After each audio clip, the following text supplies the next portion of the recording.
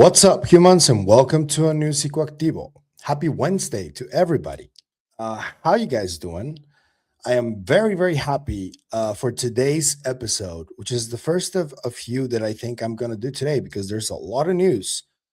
But for this one, I do have a guest today. And the very first time I saw him, because I'm fairly new at this thing, I've been only covering stuff on this channel in English for 3 years. It's not a long time.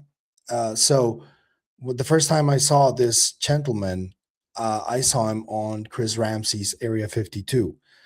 And the story that he told was very, very interesting. And I established communication with this person. And we've been planning to get this conversation on Psicoactivo for months now. We've been talking about it. And I'm happy to welcome Army veteran, Mr. Jeremy Weeks, to the show. Welcome to Psicoactivo, Jeremy. How you doing, man? Doing great. I'm doing great. Welcome humans, welcome aliens. Yeah. So people ask me in the comments, why don't I say aliens as well? Or like, um, they're not very public about their interactions with people, as we're going to get into your story. And that fact alone makes me think that I don't want to say hi publicly because they don't say hi publicly either. So until they For do, some, they don't, but for others. yeah. But yeah, they seem like these interactions seem like very private uh, events that happen, and they're quite varied. There are very few that I've seen that have similar tropes to your story. I can think of, for example, Jim Peniston from the Rendlesham Forest incident. He also saw some kind of type of binary code as you did, as we're going to get into. Can you please, I guess, first tell people who maybe don't know who you are and what's your background? Can you talk a little bit about your background and how you became interested in this topic? Well, yeah. As most people know, I served in the military for a little over 20 years. But before that, as I was growing up, I had a lot of these encounters that my family just did not want me talking about, out in public. And so I kind of grew up just knowing that they happened and would share it with my family. And then that was it. That was all I could do about it. And, growing up that way, just not sharing things that you encounter because of fear of people, calling you out in the 70s and 80s of being a crazy family or something. We didn't want that. Or I guess my family didn't want that. And so a lot of this was just, bottled up and kept inside for a long time. Then joining the military, you witness all kinds of the different things that you can't explain. But again, you can't talk about those things. So this was an experience that my family encountered while I was on vacation and moving, and lots of people witnessed it, and it was NASA recorded it. It was just one of those events that you just can't sit on anymore, and it was time for me to share that. And so yeah, for me that was important to share that, and in hopes that nobody came over. I wanted to get it out before anyone told me not to talk about it. So Can you it can was you important for me. walk us through that first experience, if it's not too Right, much right, to absolutely. ask? So the event occurred June 29th, 2015, around 2 o'clock, 2:15, 2:30 in the morning time frame. Um, Before we even left on our trip, I had loaded up a dog, dog, cat, kids. I had a cargo trailer behind my truck. Before we even went on our trip, my wife woke up and found me in the bathroom, laying on the floor, yelling a bunch of, or speaking a bunch of zeros and ones, and it freaked her out. She tried waking me up. She tried covering my mouth, and I was trying to scratch him on the door. And then, she finally woke me up, and I just stood up, didn't say a word, went right back to bed. And I don't recall that ever actually happening. She told me about it the next day. So this was prior to our actual trip. So when it was when we left, when it was time to move, and we packed everything up and headed out, it was, I want to say, between 7 and 8 o'clock in the evening. We were on our route, had everything lined up with GPS, had our routes all chosen, and I knew where I was going. But we started encountering fog and radio signals not working, so we couldn't hear the radio. We moved it over to satellite XM type of radio, and that started not working. So we just shut everything off, and we're talking because nothing was working right. And the headlights were dimming, and then they would get bright, and the dash lights were doing the same thing. So we were just kind of identifying. I was thinking that there's something wrong with the truck, and that we might need to stop and check things out now. But as we got further up the road, I realized, shortly, within our route, somehow we got off course. GPS guided us off course for some reason, and we didn't realize it. It was when my wife noticed something up in the upper left side of our vehicle, like outside, coming down, like something really bright, and she pointed it out. And as I was driving down the road, I looked up and just kept watching it. And I was like, this might be a plane trying to land on the highway here. We need to get out of its way. And we pulled over and stopped. And I shut the truck off. And so as it came closer and closer to the highway, I just didn't want to be, in its landing area if it was making an emergency landing. But as it got closer, I was realizing there's no marker lights. There's no green and red marker lights. It didn't have lighting consistent with aircraft. And then it leveled off and slowed down dramatically, and then moved directly over and in front of our vehicle, where we were able to look forward through the windshield up at it. And it just kind of moved very slowly. No sound. I had my window down. Um, no sound, um, besides a humming, a very mild humming. It had multicolored lights. It looked like plasma, like it was like living plasma or moving plasma. Not necessarily intelligent, but just kind of moving around the object itself. I realized that it had a couple of fields around it, like a bubble, a couple of bubble that you can just barely make out around the outside, and then we can see symbology underneath it. Um, as we're observing, I couldn't recognize it with anything that I've been able to track, in my 20 years Like sort in the of military. So, geoglyphs, stuff like that, symbology like that.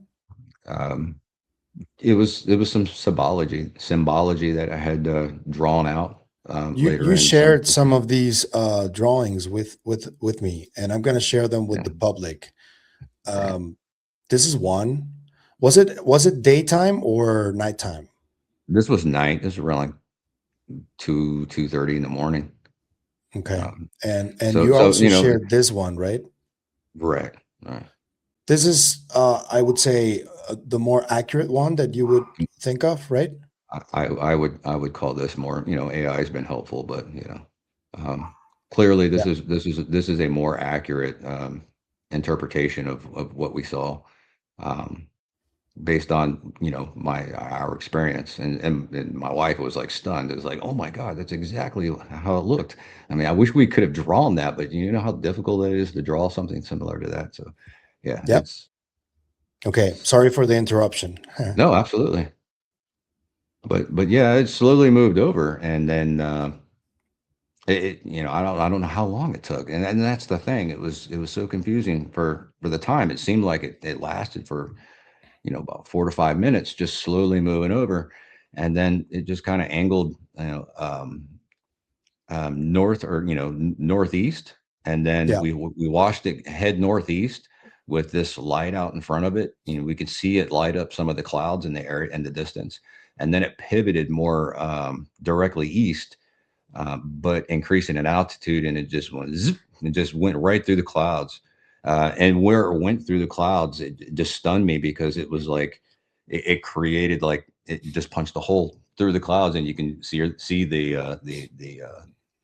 hole it punched right through it, and it just it just baffled us.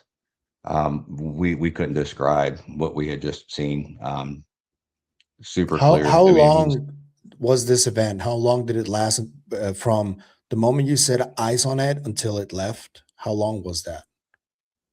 for us, it felt like just matter of 4 to 5 minutes, 6 minutes maybe, Okay. tops. However, timing is not going to be accurate because of a couple of factors. One, we had missing time that later, it could distort a lot of different things. It felt like it only lasted anywhere between Can 40, you 40 to six explain the minutes. missing time part of it? Yeah, so I mean, we left at 8 o'clock. We should have hit Dallas, within 3 hours. So for us to be not even in Dallas, like halfway and off course, um, and it being close to 2 o'clock in the morning, 3 o'clock in the morning, we recognized that we definitely had some missing time. Um, Whoa. yeah, And you had your wife and your kids in the wife, car with you? kids, we had a dog, we had a cat, Holy shit, bro. and That's pulling a trailer with all our household goods in it. So yeah. okay. So this was the first event that you had. And what happened after the event? Yeah, so right after we had stopped at a gas station, we felt like for us it felt like we had been in a car like all day long, and like our bodies just felt like they were not ready to support our weight. Um, things felt off with both of us. We were both identifying to each other that we felt weird. Our hair was standing up on our arms, like we were feeling very staticky, or we had static properties within our bodies itself. Um, the kids, they were identifying the same. Like one of our kids' hair was standing up, and we were just noticing a lot of different things happening with some of us. And when we went inside and used the restroom, kept quiet about it. I mean, but we had, while we're in and we grabbed a few drinks or something. We were, as we were leaving, people were coming in and, talking about what they had just seen in the sky. And, it was just one of those things that we didn't want to say anything, but at the same time, it was like, we were just kind of hearing what people had observed. We got back in the truck and we kept going, and that's when I realized that my GPS had taken us way off course when it said we arrived in Colorado Springs, but we weren't. We were literally only about 6 to 8 miles beyond the gas station on a hilltop, near a church that said it was Colorado Springs, and we knew that something's not right. So we had to reprogram the GPS. It wasn't functioning correctly. We used our phones and Google Maps, I believe, at the time, and we continued on. We got back on course and got through Atlanta. I want to say sometime at like 9, 10 o'clock in the morning before we stopped. And so that's there were some odd things that were happening. I couldn't sleep very well at all. I mean, um, my wife couldn't sleep at all. So we just rested as best we could, and then we got back on the road after drinking more coffee and energy drinks, whatnot, to stay vigilant. And I continued on the road, and we got into Kentucky before it was time for us to crash the heck out, man. And I mean, crash the heck out. And that's what happened. I was burnt out. Didn't work, driving with not much sleep. I was completely burnt out, ready to crash. And when we hit the hotel room, fell asleep, it took me minutes, and I was out. Like, I was out cold.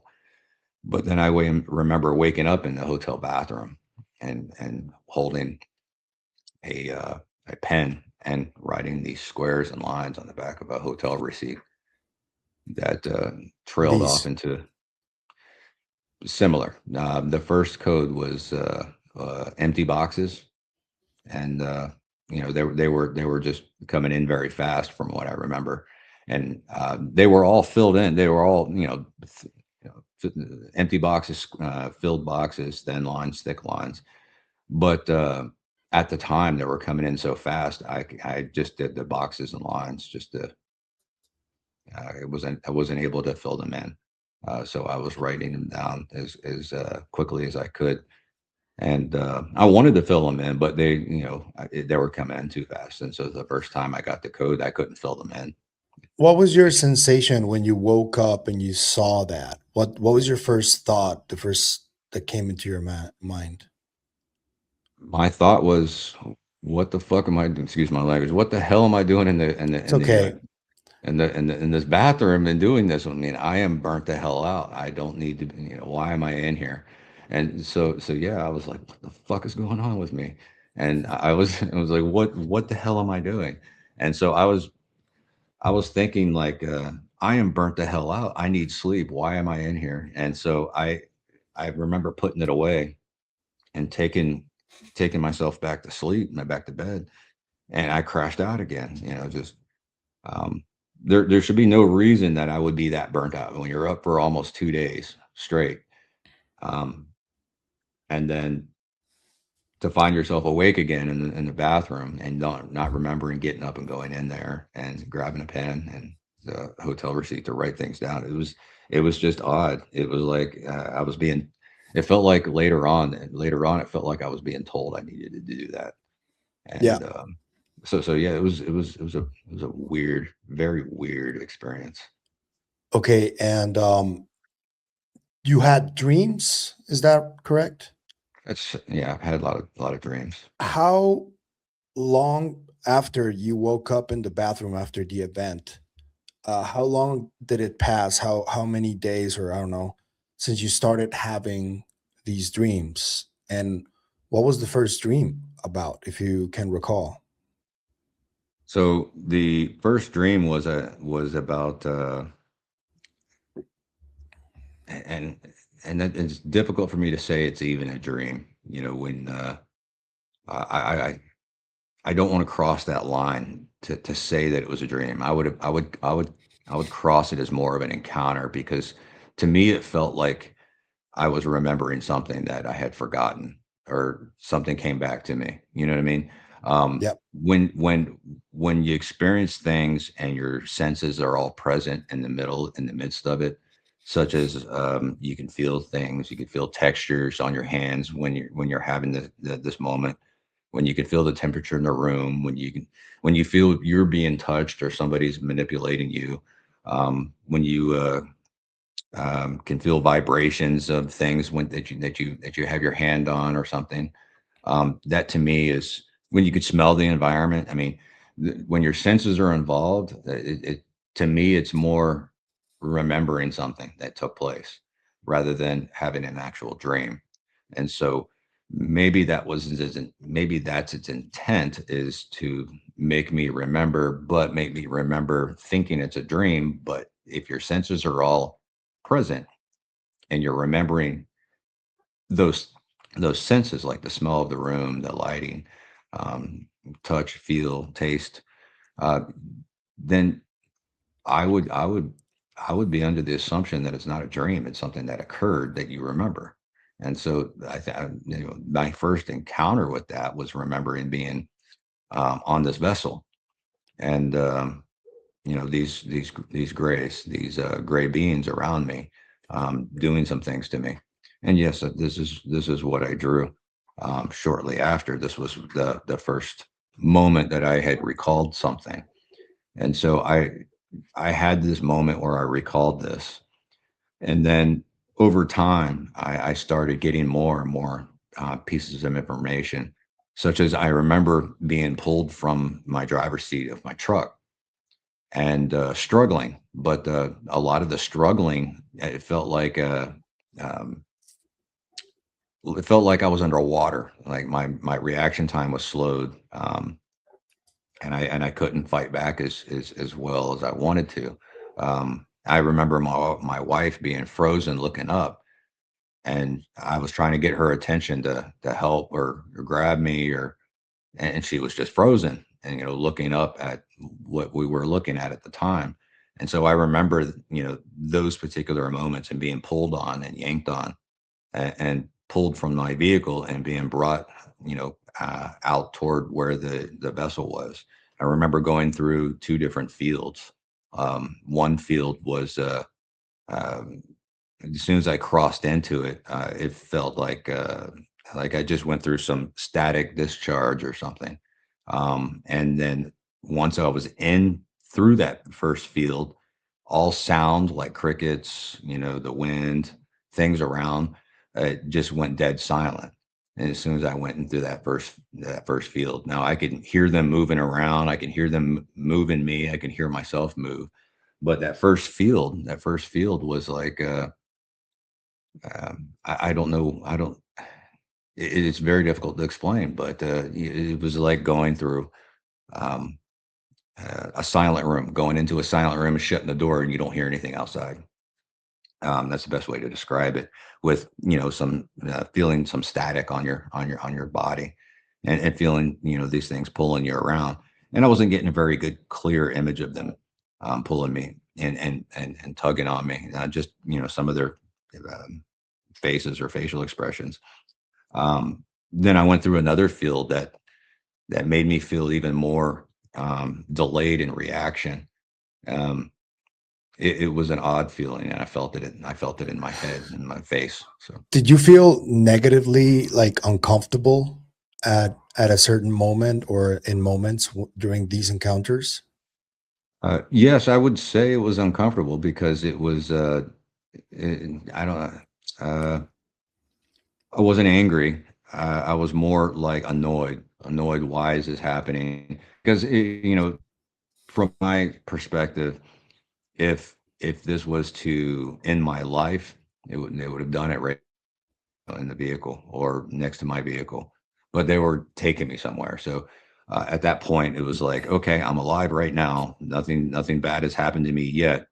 What the hell's going on? Something explained to me what's happening, and I was really aggravated. But I was also baffled why I couldn't move around, um, why I couldn't defend myself, or I could, but it was just a very delayed reaction, and so that was very uncomfortable. In these events, did you ever get a sensation that you were able to back and forth communicate with some of these beings, or was it just like a unidirectional sort of communication? So they weren't originally communicating with me by speaking. I would get feelings, emotions, and in the beginning. So it wasn't spoken words. It was more or less I was picking up on their feelings and emotions in the very beginning. I'm gonna have to cough here just a second. But yeah, in the beginning it was just I was picking up on their feelings and emotions, and not necessarily them speaking with me. So I can pick up on that. Okay. And what about this image that you also showed me? So over time, I've been having these encounters, and um, where most people would consider things dreams, but when my senses are involved, that's where I separate. Okay, this can't be a dream because I can remember the smell of the room. I can feel the temperature in the room, and anything I touch, I can feel if it's smooth or rough or cold or um, I can touch these things and know what they feel like. So I mean, it when my senses are involved, um, I don't consider them dreams anymore at that point because for me, like, I don't know if anyone else out there has had dreams where they all of their senses were working, but these are the ones that I primarily communicate with in reoccurring dreams over time. So the shorter ones are children, or No, because they seem no, like little people of sorts. possibly. Yeah, I mean they were all adults. They were all adults that I communicate with any children. And when you Um, talk about using your senses, does this mean that you also interacted physically with them at some points? yes, at times they would reach out and touch my arm to grab my attention, or I felt their hair on my elbow or near me. Um, um, I've had them hold my hand and guide me into different rooms and things. So yeah, it would be physical contact at times. Um, Okay. Did your wife have any similar dreams to yours? Because or your kids? but my wife had several, or I would say a few dreams where we both dreamt the same thing, but we're in different locations, or different Whoa. different different areas. So uh, one was very confusing to me because it was so real that my senses were involved, and um, this was like a battle. Something was happening where a building was collapsing. It had just collapsed. I was helping a woman out of a structure that had just collapsed, and she was completely nude. I handed her a child's blanket that was laying nearby from one of the destroyed rooms, and put it around her, and she acted like she didn't know why I was handing it to her. She acted like it wasn't a concern for her to cover up, but I just kept trying to cover her up, and we went running into another area to hide, and I believe there was some sort of aerial battle going on. And then inside this little structure that we had gone into, things just got really weird. She got close to me and up front and in my face, kind of thing. And was trying to communicate. Again, I was only picking up emotions at the time, uh, and it was just odd behavior for trying to survive, kind of thing. And so for me, I believe this was like some sort of projection of or a test. It was testing my to me, I felt like this battle scene was faked, and it was a projection of what they wanted to test me with, I guess, per se. So my wife had this same exact moment thing happen, and she was in a different location, and she went running with another female as well into a room, into another building. And she kept telling the other female, stay away from the door, stop looking outside, because the other female kept wanting to see what was going on. She kept telling her to stay away from the door, don't get near the door. And then something came by and sucked her up, and she disappeared. And to my wife's acknowledgement is she's gone. And she's like, I told her to stay away from it, but there's nobody else in the room. But she encountered the exact same thing that I was, just in a different location. And Whoa. so that really kind of tripped us out. And I don't think this was an actual event. I believe this was like some sort of projection to see, to gauge our responses and how we were reacting to things. So that is one of the ones that I believe could be a dream or projection, but my senses were still involved, and my senses were still present at the time. So this could have been an encounter, but I was put through some sort of simulation of an event that both my wife and I both had gone through, just in Could it different be areas. also like sort of a premonition of something that may happen in the future? I didn't feel like it was a premonition, like it's Okay. going to happen. I felt like it was happening right then and there. Um, Okay.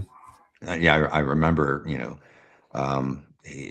kicking a post accidentally, when I was running up into this building. I remember it hurting, and then after the dream, I remember, my foot hurt, after we had woken up, my foot had hurt the next day.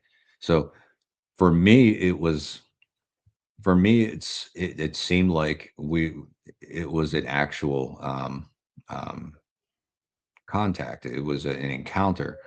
And for me, it felt like this was some sort of projection or some sort of simulation that they were trying to gauge our behaviors on a I scenario, see. in my The, opinion. the reason I ask about the prediction is because Dr. Julia Mossbridge, she's an amazing I think she's a parapsychologist, but she doesn't think she is. She talks about precognitive dreams, and I don't know how you regard your own psi abilities, because I think that everybody has some level of psi abilities. Uh, but I think that that's an avenue that I feel very curious about, and that's why I asked you that question. Just wanted to clarify. Yeah, I mean, I don't know. I don't really have a clear answer for that. Um, I haven't received premonitions. I've only received um, mainly just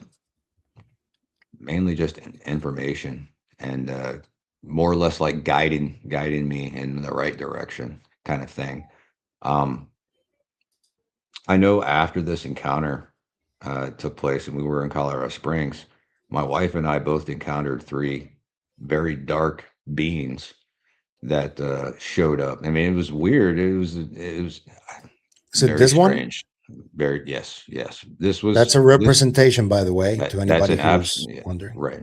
That's an AI representation for what we encountered. Now, as we were encountering this, and we were looking more right, and we were seeing them come down this back alley road, um, walking shoulder to shoulder. When I noticed one turn and saw us looking through our bedroom window, and I could see one of them, looking at us, and then the other two looked as they continued walking. I was like, what the hell is that?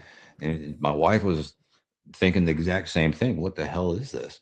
And she stayed in the bedroom looking at, constantly watching out the window. I went into our dining room and opened, the curtain to the sliding glass doors. And as I got to the sliding glass doors and they were coming through the gate, like they stopped. One of them was already through the gate. The other two were getting ready to go through, but they stopped and froze and stared at me for a while. And when they were staring at me, I just got this emotional feeling that this is not good. This is something that's about to be very aggressive or violent, or they're here to take something from us. Mm. And so I had just got this dread feeling that this was not going to be a positive encounter. And so my parenting and dad um behaviors kicked in, and it's like, all right, it's time to lock all the doors and guard the kids because things are about to get really violent in here if they come in.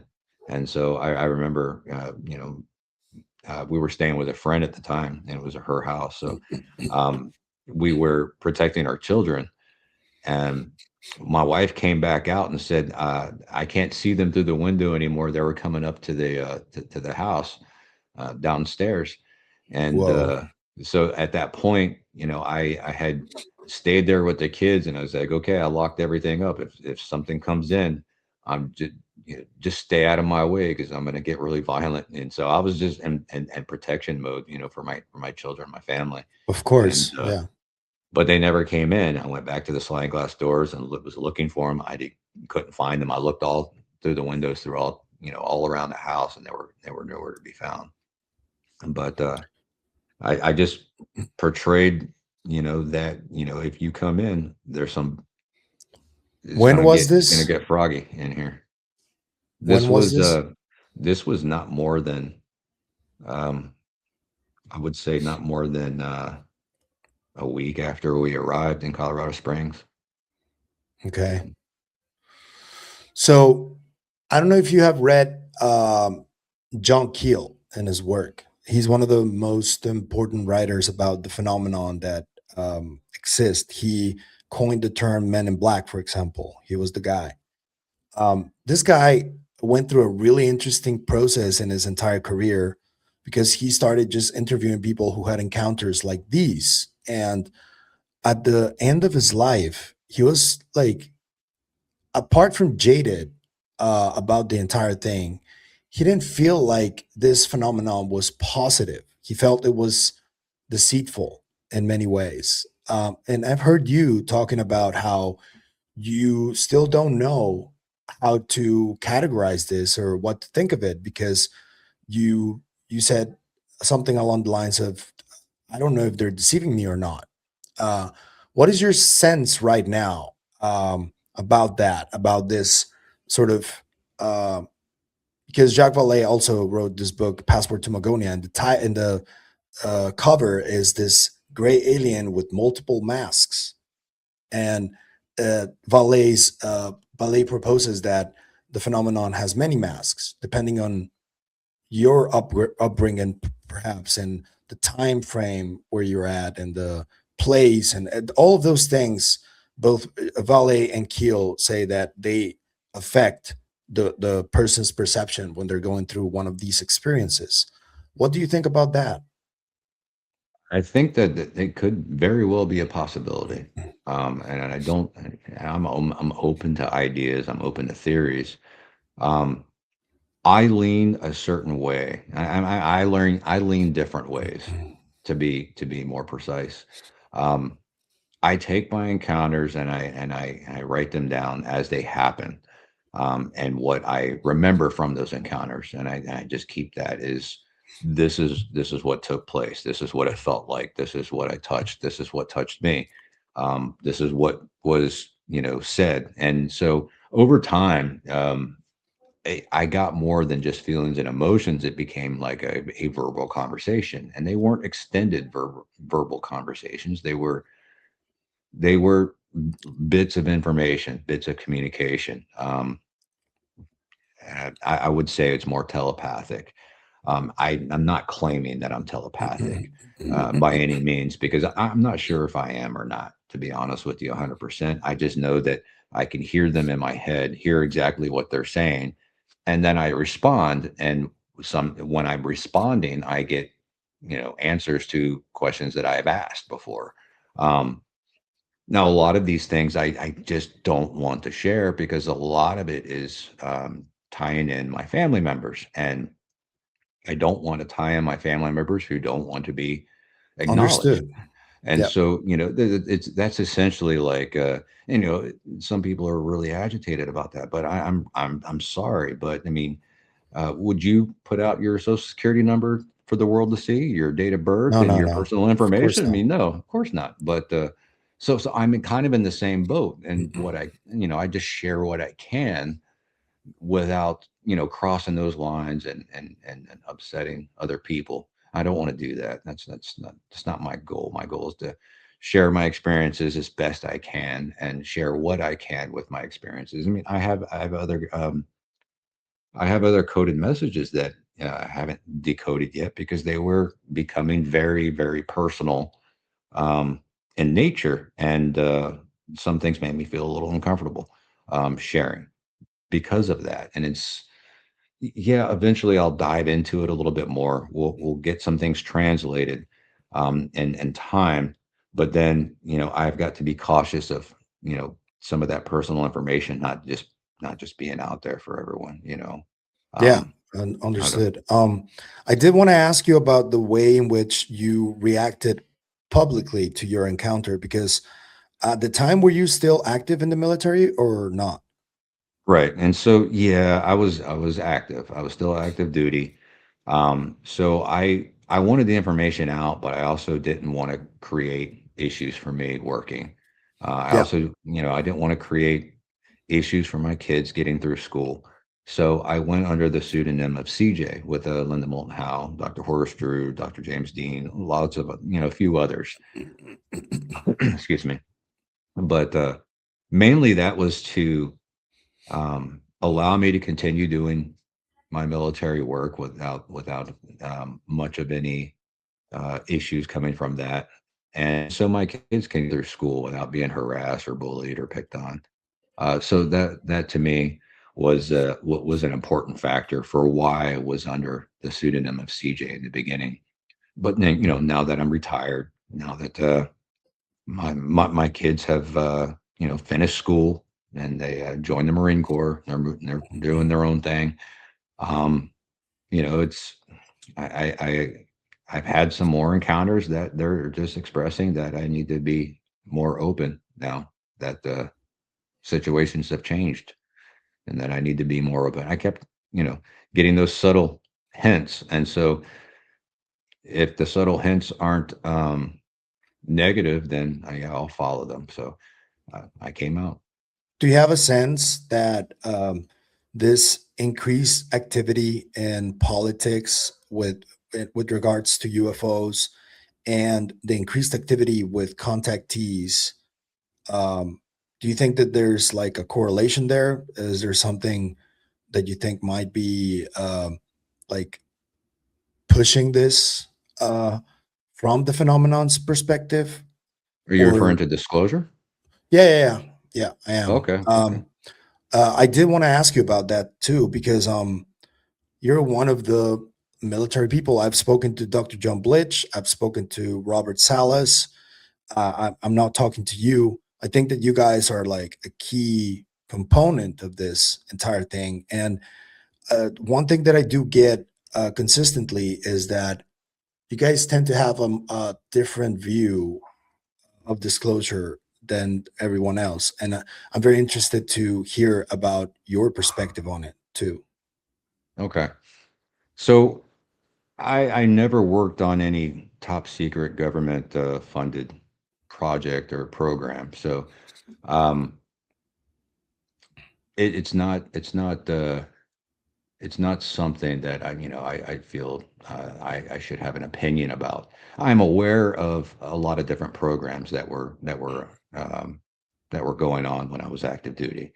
So I understand a lot of walking the fine line, doing what you agreed to do, and honoring those promises, such as NDAs and things that you sign when you're part of a program or working with something that requires higher security clearances and levels. And so, with that said, yes, there's things that a lot of people have to be very cautious and careful about disclosing or coming forward with. So I do understand um, a lot of what people are going through, what they can share, what they can't share.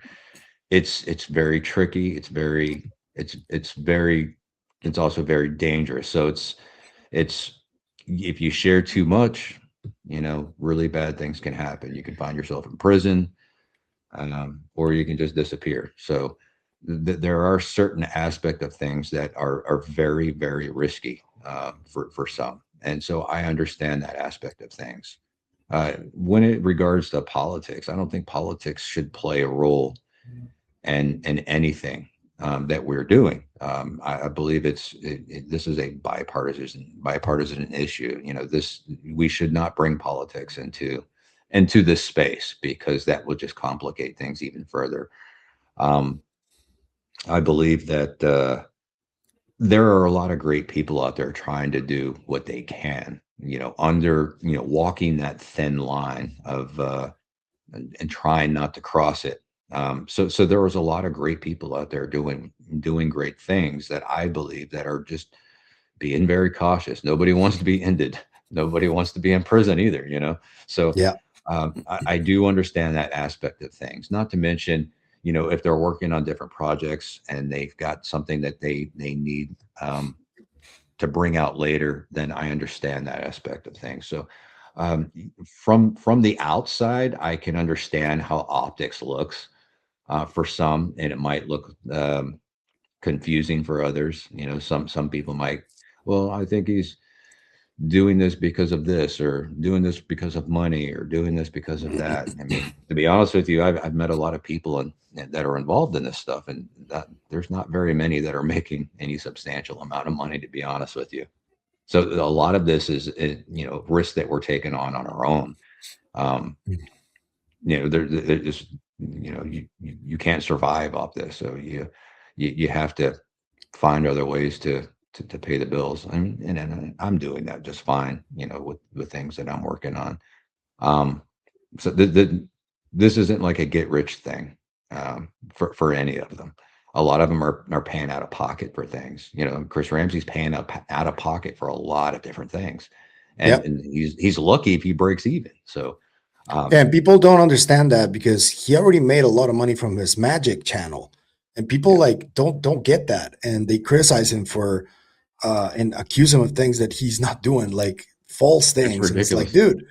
dude, are you aware that he had 7 million subscribers in his other channel? Like, that's where Right. he got his money. He worked for it. Fuck, you know. Absolutely. Yeah, I mean, yeah, Sorry. you make a sometimes, no, I get it. Just sometimes you make a little bit. Like some of the YouTube channels, based on subscribers and watchers, yeah, you make a little bit, but you're able to pay your bills. You know what I mean? Yep. So when you're touring around, Chris is doing, like Gerb and Jesse Michaels, they might be making just a little bit, but it's, they have bills to pay too, Yep. and I hear a lot of these complaints are coming from people who are making a lot of money doing what they're doing. So it's like, okay, so you're making a lot of money and you're accusing somebody else of making a lot of money. Like, come on, man, where's the common sense in that? Yeah. So Yeah. yeah, there's a lot of silliness that's going on, Yeah. but you're not going to get rich doing this. I'm promising you. There's no way you're going to get rich doing this. So this is an imposed risk everybody's taking, to Yeah. If help this disclosure. if making money is like the main goal for people covering this stuff, that I think that's the wrong approach as well. Right. But yeah, I think that, for example, I'm a journalist and I do struggle a little bit with this sometimes because people have accused me of that. And it's like, I'm dedicating my entire day and weeks and years, besides my family life, to this. And of course, I gotta pay bills. I got That's normal, but I'm never gonna go out and like try and make, I don't know, millions and become filthy rich doing this. That's the wrong approach. And I did go through an ethics sort of course when I went to college. So that's, you know, that's a no-no for my career. Um, so yeah, it frustrates me sometimes that this reaction from people who don't understand.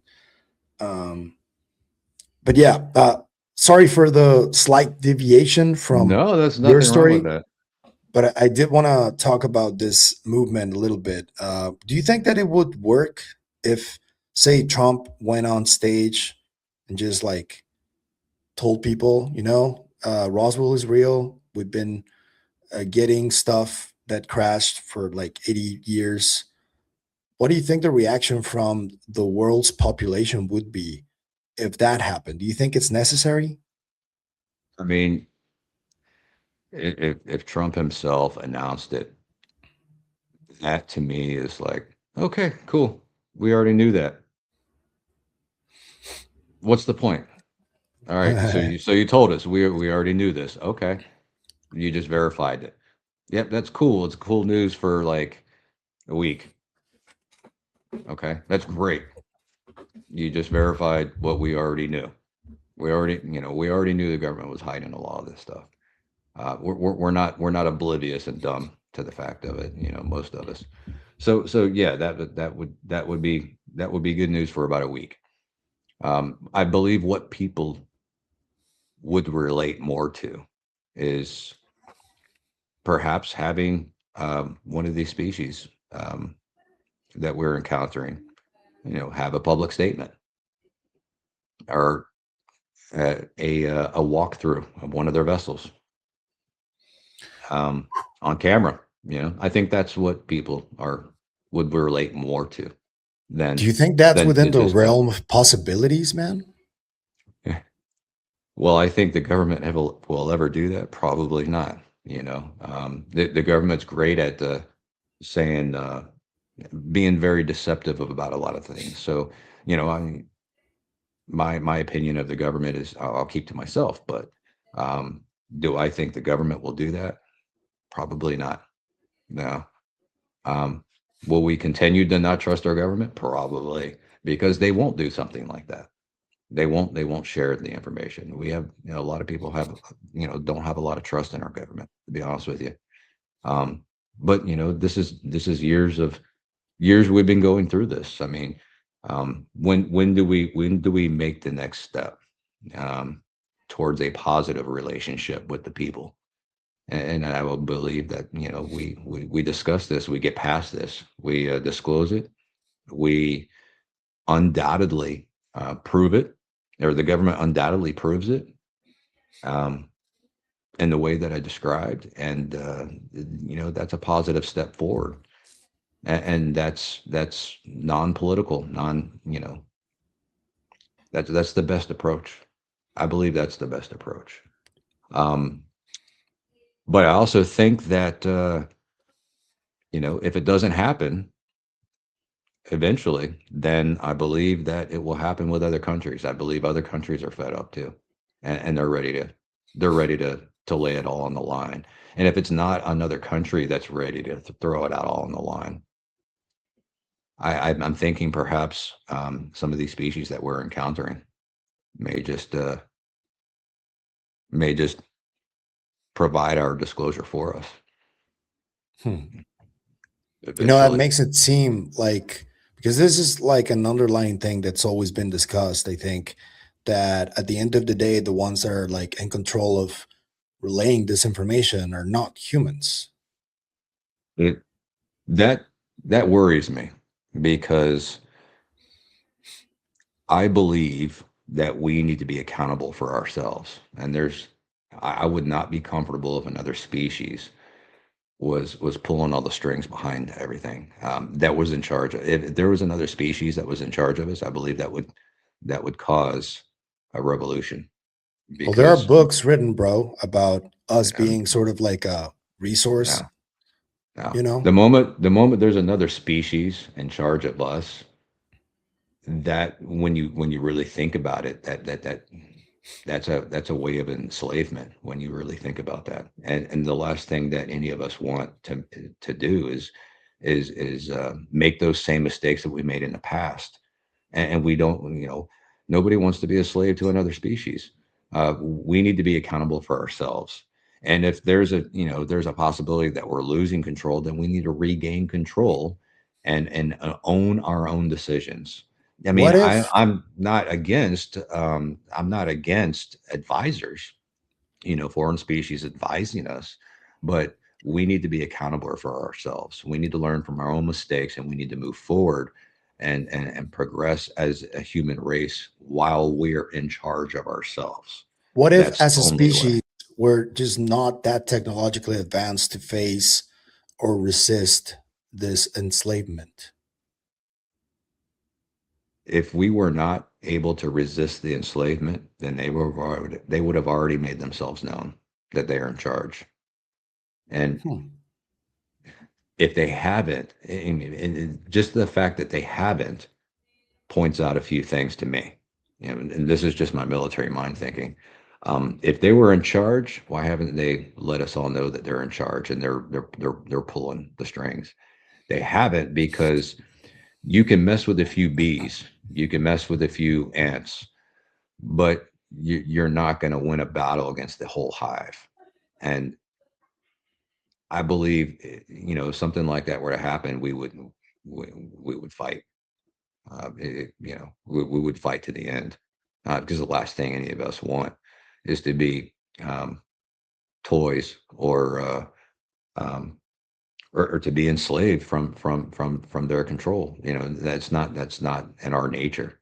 It's in our DNA to take control of ourselves. We have that free will. So I don't think if they were in control, yeah, I think they would have let us know. And if they haven't, then they're also concerned that if we did know, that we would overthrow them. Hmm. There's an old quote from Tom DeLonge from the 2014, 2015, where he essentially says that uh, there is this kind of concern that perhaps this secrecy has been kept because they're trying to advance or reverse engineer these things in the dark without them knowing. Um, and this like sort of links to what you just told me, which can present itself as a possibility, um, that there's secrecy because of that, and that's a startling thought, man. To be honest with you. It's a startling thought, but I believe this has been going on for quite a long time. I believe we're involved in trading, and I believe we've been involved in negotiations and agreements that we've made with other species. I believe you know, we've been able to travel throughout the cosmos a bit, for quite some time. I mean, there's some evidence that um, we spent trillions of dollars that disappeared, to something. And so I've been working with someone else that we've noticed a good amount of money, disappearing I altogether, mean, and we're talking Catherine Austin trillions. Fitz has been tracking that for a while, right? Oh yeah, there's quite a few that have been tracking it. Yeah.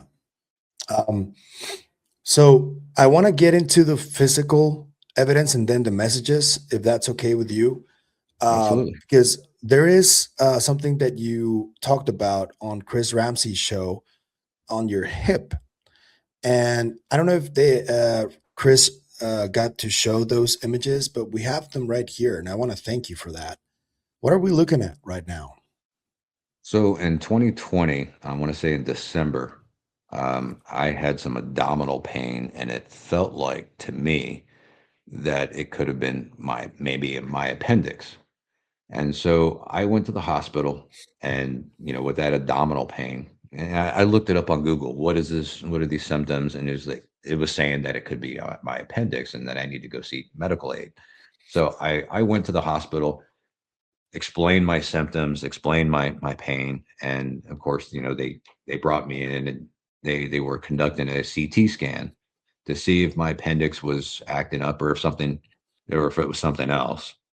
And it was during the CT scans and the 1,600 images that they took that they've noticed that I had a foreign object in my left hip.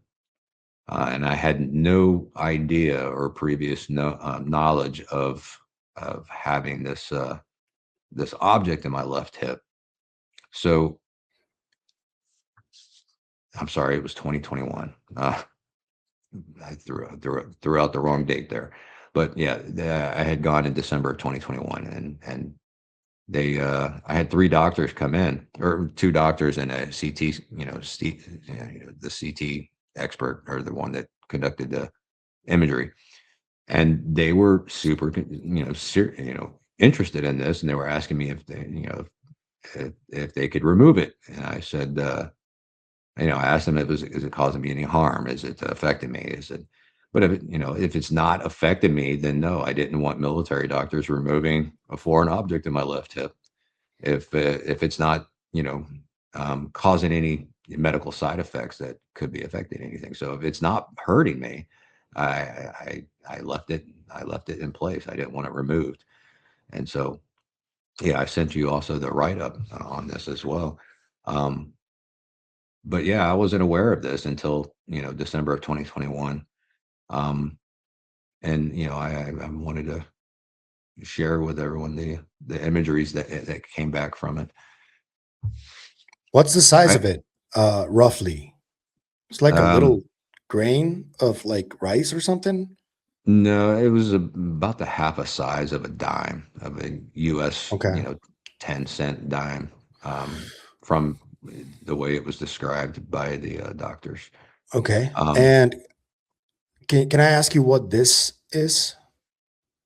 this was shortly after, um, I wouldn't say about a month or so after the event that took place in Wadley. Um, it was another encounter, or that was more than likely a remembering a moment, or a moment where I felt like all my senses were involved. I had woken up, and I had a puncture in my eye, and some marks on my leg, from one of those encounters. And my vision is not gone or shot; it's still present.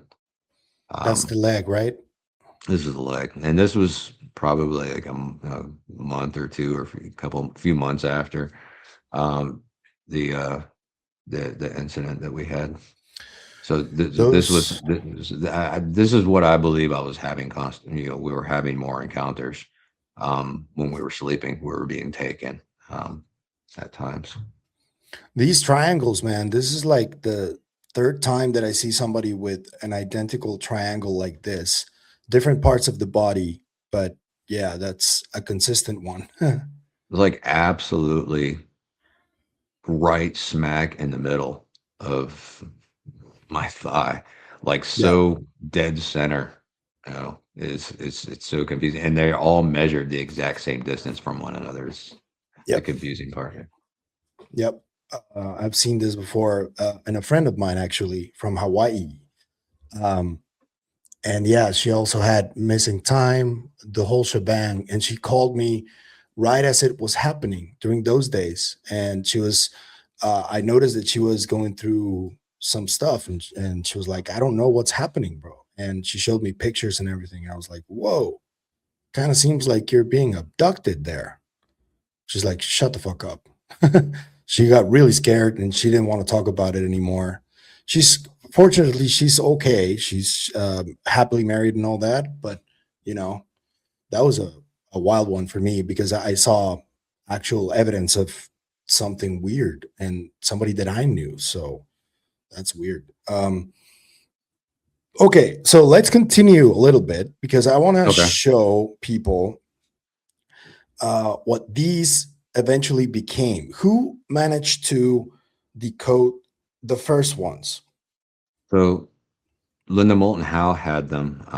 She eventually went to came to Dr. Horace Drew with them, and Dr. Horace Drew, um, after having them for a few weeks, just finally decoded them themselves.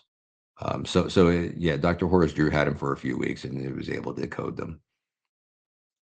And these Okay, are some of the decoded messages here. it The says, the very first one up top was yeah, the very first message that came in, and that was just the boxes and lines with that filled in on the okay, very first message. okay. And it says, check all AI. That was the first one, right? Right. And what's happening right now with AI? It's a We're checking mess. it. But I mean, this was before AI, Yeah, yeah, even yeah. so Yeah. that's the wildest thing is that some of these things were like they knew that we were already studying it. Like they were paying attention and knew that there were people trying to build AI. Um, so it was just kind of maybe a little warning, hey, check all your AI, make sure it's make sure it's safe, be cautious. I don't know, it's kind of wild.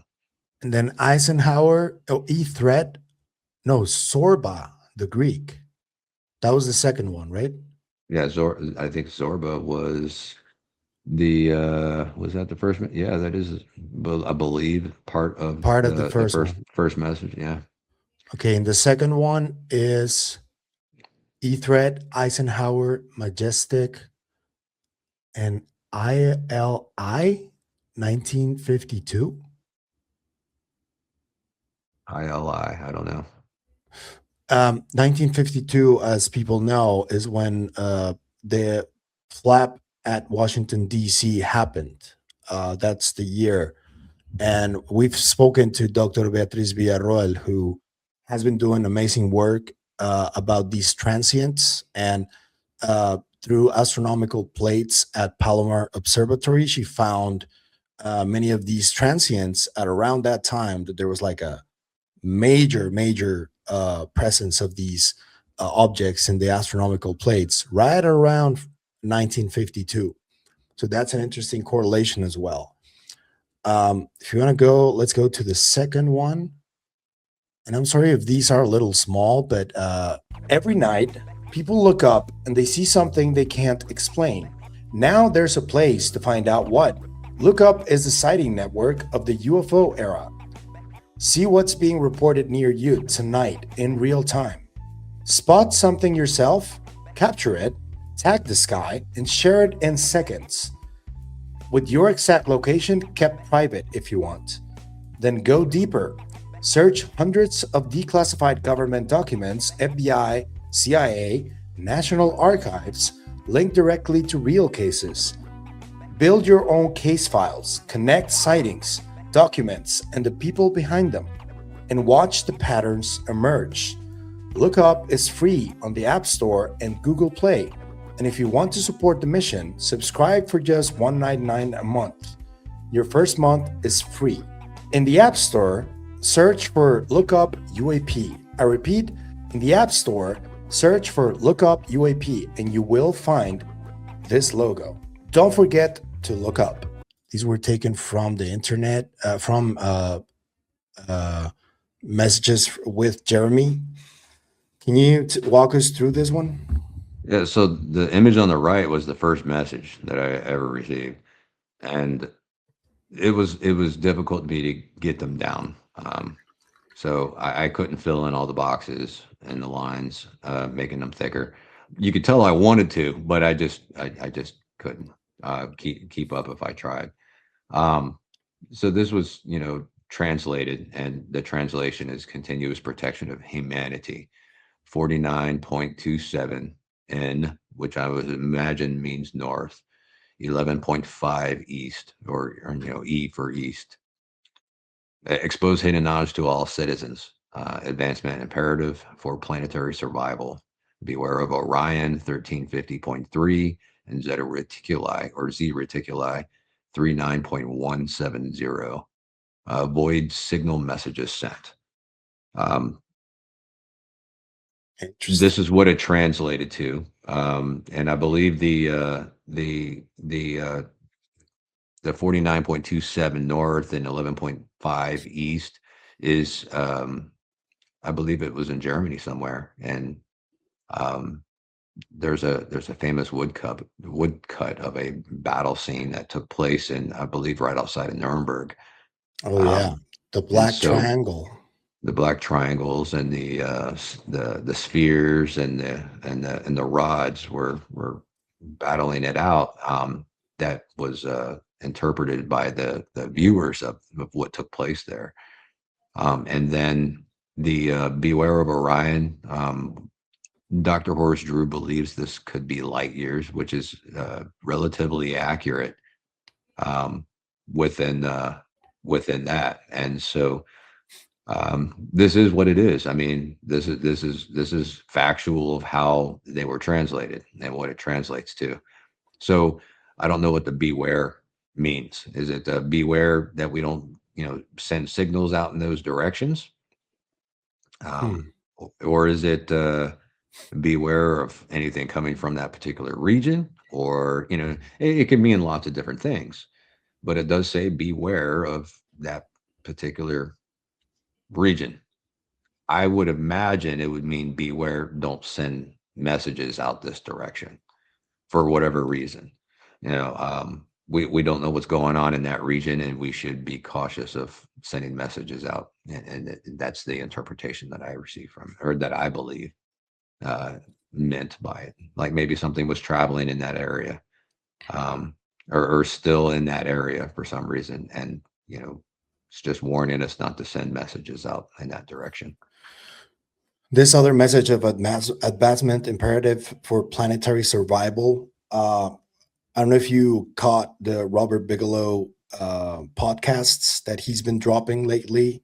And yesterday's podcast, he talked about this, that he doesn't think that we are, in terms of consciousness, equally advanced as we are in technology, and that there needs to be some sort of a balance there, so the species can advance. I take it as such, and this is like, I think, related to that. That's the way I see it. I don't know how you see it. I see it very similar. I would imagine their technology is far more advanced than ours, obviously, for obvious purposes. They're able to visit us and do things on our planet where, not public knowledge that we're able to do, is visiting their planet and being able to experiment in things. Now, my personal opinion is, it might vary. I mean, this is thoughts and opinions. They're not fact. I mean, because what I encounter is facts, but then I could borrow those facts and ideas and kind of come up with my own conclusions, my own ideas. So I won't present them as this is what it is. But I am able to, draw some similarities and ideas and feelings and emotions that I get from it. And my personal belief is that, you know, we we're outmatched when it comes to technology. I would imagine theirs um, involves a lot more advanced things, even in biologic. I can't say the word right now. Biologics. Biologics. Yeah, biologics. Yeah. Um, I would imagine that their technology is far more advanced. They've mastered AI. They're probably combining computer systems with biologics, and I mean, they could have, their vessels could operate, with intelligence on its own, like its own intelligence. The possibilities are almost endless, and we're just so behind because we we've experienced things throughout history. We were able to build the pyramids. We were able to do lots of different things in our history, but that knowledge was kept only for the very few. And as a result to that, we lost a lot of that technology and experience to be able to do things like that today. And so that is a reminder that the more we're silent about, the longer term repercussions that we have by not sharing and not keeping documentation and books based on this.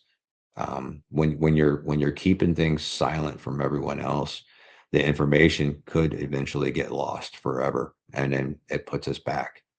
Yep. So I believe it's our responsibility as every other living organism that ever exists is to pass on that knowledge, to the next generation, so that we're constantly moving forward, we're constantly evolving and progressing as a species itself.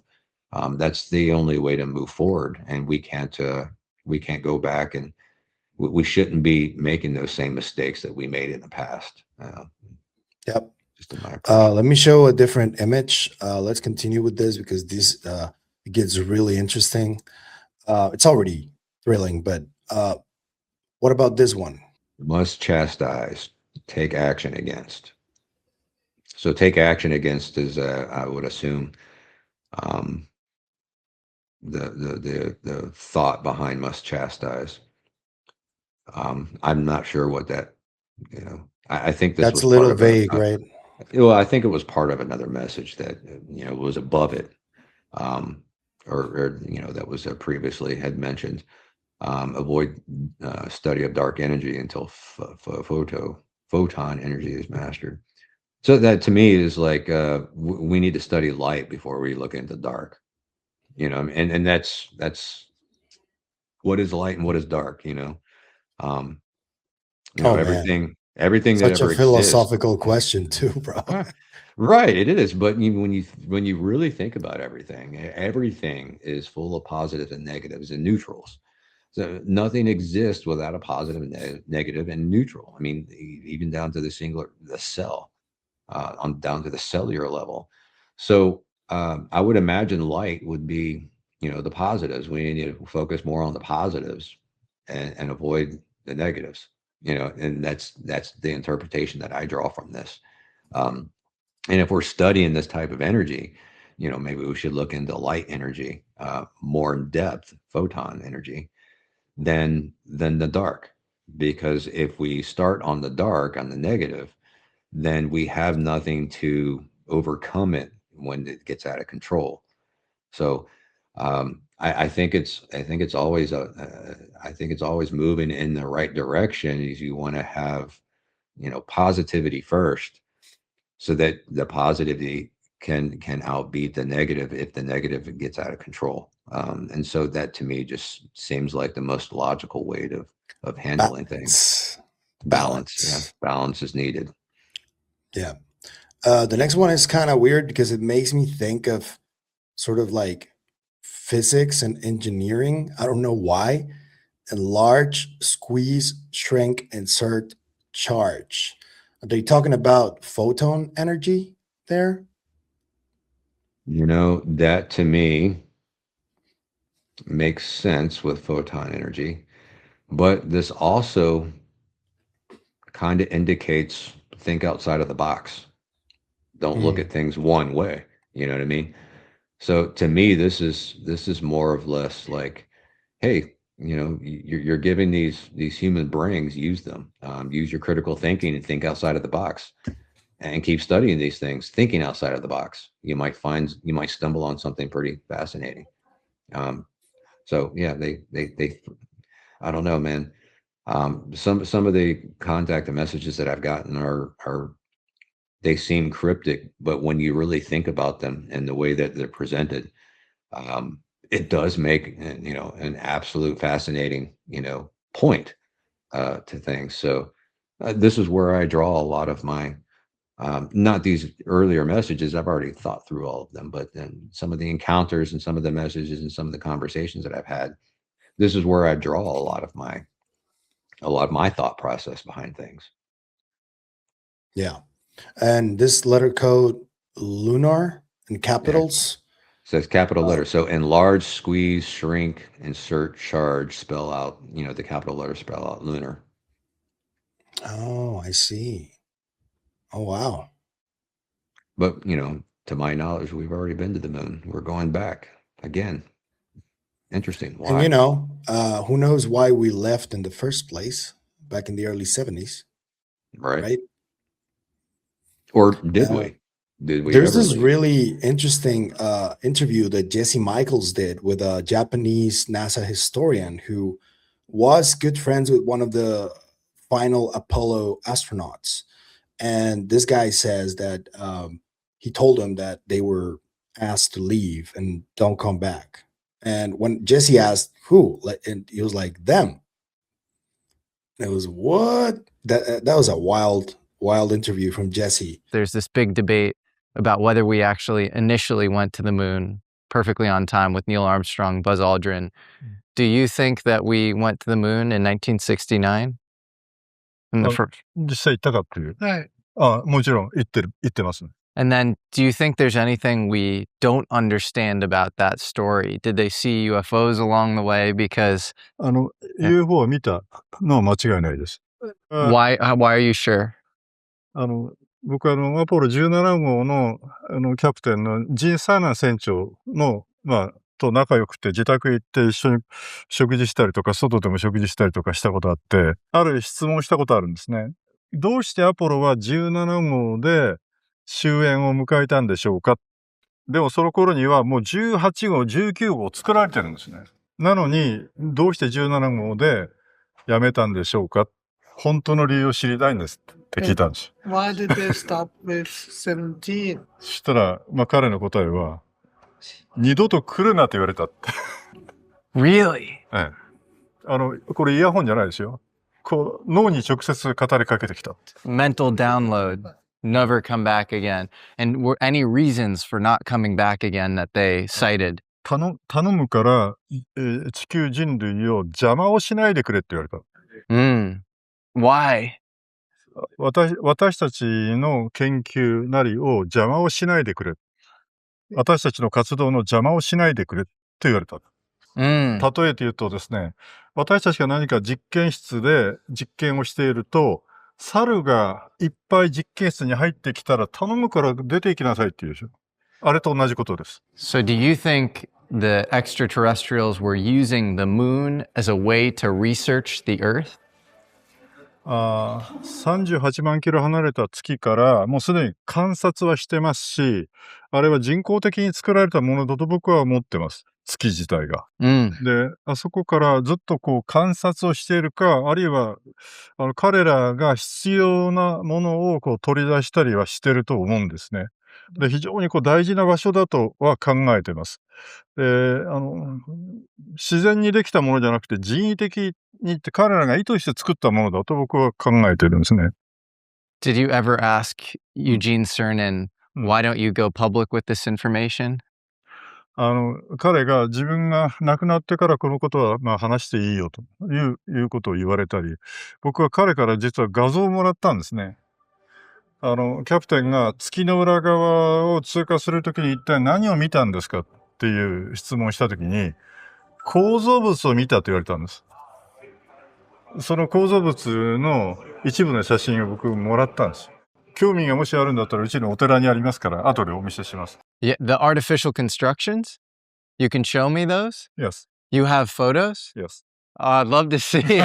That's amazing. Did you get to see it? No, I didn't see that episode. I want to check it out though. I'm in contact with or we're in contact. Is the right terminology with someone who was a medical officer who was monitoring the medical channels during all of those Apollo missions, and this individual worked at NASA and spoke to the astronauts why they were on the moon and why they were circumnavigating, the atmosphere of the moon during those missions. And there's a lot of information that kind of ties into this that I can't fully divulge yet as we're unraveling a lot of this.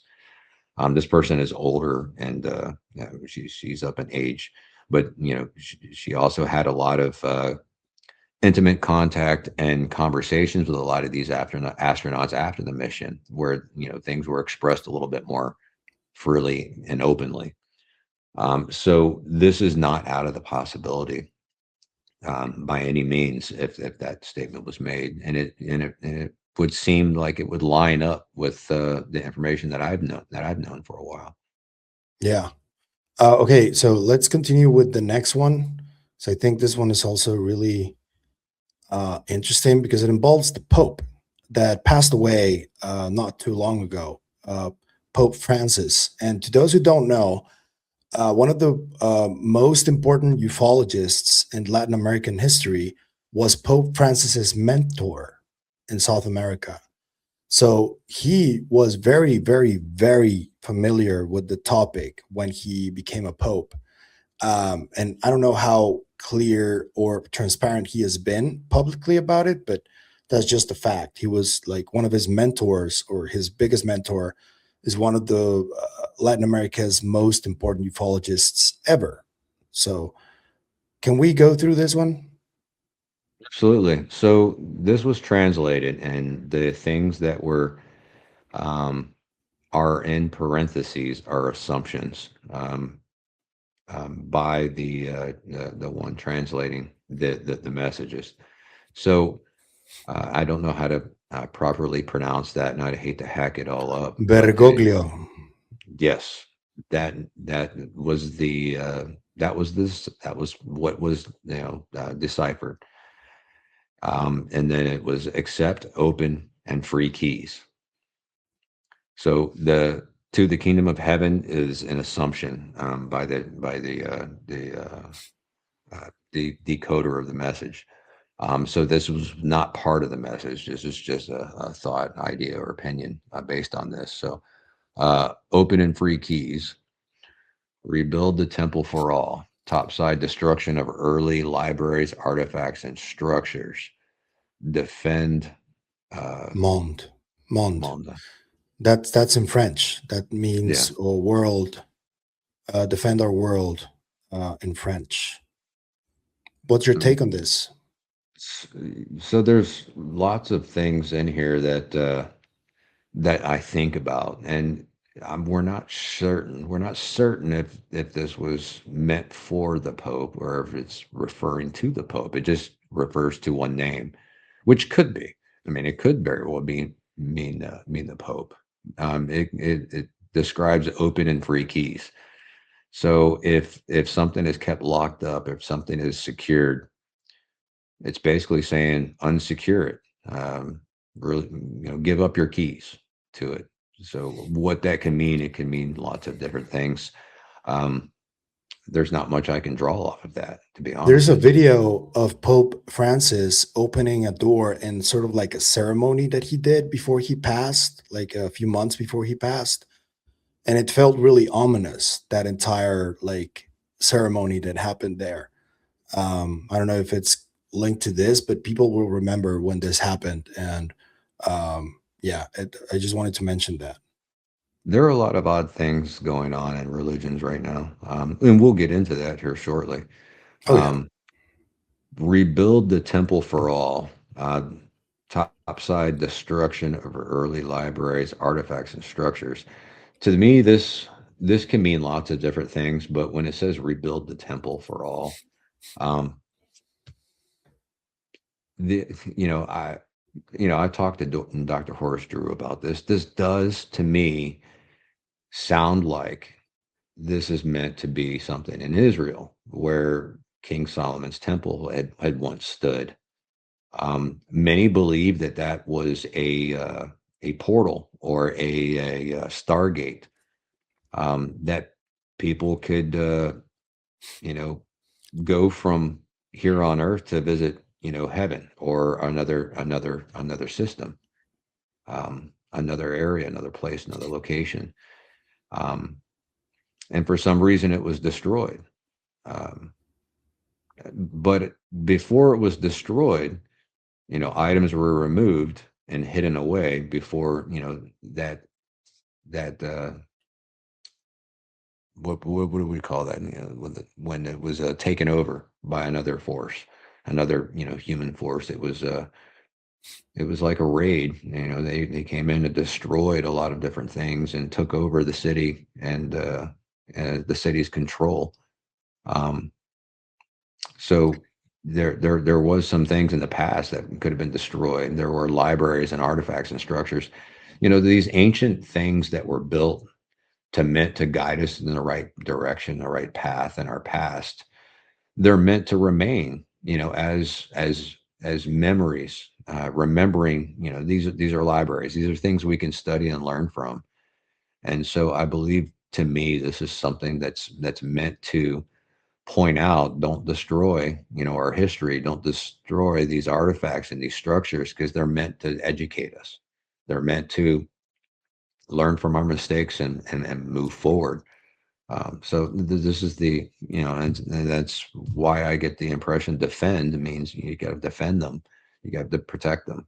Even if we don't follow the same guidelines, that's early human history. I mean, we don't want to lose our early human history. I mean, these are moments in time that are stamped, on our earth to remind us how we got to where we are, and how we progressed throughout life. And those are important for us to know and study from and learn from. You know what I think about when I see this? Um, when it says temple for all, I don't think about Solomon's temple. I think about the Right? Tower of Babel. It could very well be. I thought about that too. And that's funny you mentioned that. I've been thinking about that too, the Tower of Babel. Yeah, because the Temple of So, Solomon seems like a more um, for less people than everybody, because there's right. like this division over that place, right? And the Tower of Babel was meant to be a place for really, truly everybody, all languages and all that. So All that's languages, all the religions, all cultures. It yes, just was meant to be. So that very well could mean that as well. I yeah, think its meaning, just build a temple for all to come in. It doesn't matter what religion you believe in. I'll just build a temple that any and all religions can go into. And as we're starting to dig into this, I'm beginning to believe that our religions are not the way they're supposed to be. In yeah, my opinion, I mean, I believe, throughout history, we've gotten things wrong. We've made mistakes. We found out that the Earth's not flat. Obviously, some people still believe it's flat, but we've learned from a lot of different things over history and over time. Long time ago, we used to worship lots of many gods.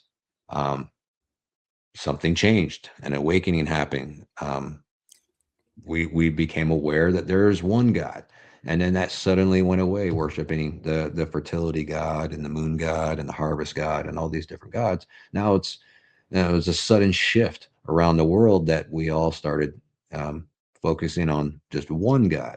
So I believe that was an awakening, and I believe thousands of years ago, a few thousand years ago, there was another awakening, but we went down the wrong path once again. So I believe that that there is an ancient and old and probably one of the first species to ever exist, advanced so greatly that they no longer need to be in a physical form any longer. They are anywhere and everywhere. And I believe that from my encounters, these species that I've encountered, they refer to this as the creator. Well, what do we call the creator here on Earth? We call the creator God. Well, who's God? Nobody knows God. Well, you're right. Nobody knows Uh, God because I have a God's slightly everywhere. different interpretation Right. of I that. understand. Um, Yeah. I see it like I'm a Star Wars nut, so I Mhm. see it as the Force essentially. Right. The Like force. The force is yeah, with yeah, us. yeah. But Yeah. I respect people's like beliefs and Absolutely. whatever they want to believe. But just clarifying that from my side. Right. Absolutely. I mean, I'm not against anyone's religious beliefs, and I'm not against other ideologies. I think a lot of different religions are meaningful and mean well, mean good.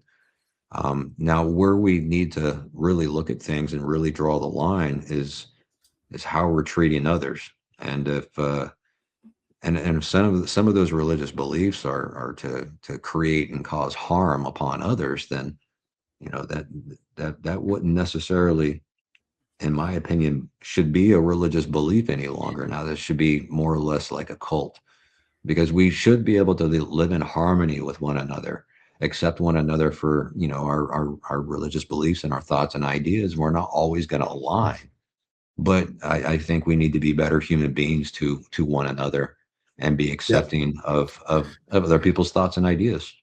And before we continue, I do want to clarify something from, I think I can speak for both.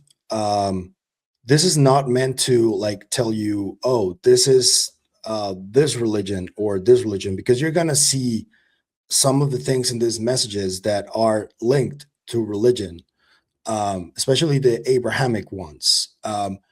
And I just want to clarify, this is not us telling you that this religion is the one that houses the truth. It's just messages that were decoded, and this is what they said. But for me, and this is when the whole, uh, you know, multifaceted sort of phenomenon that can deceive people may come into play, right?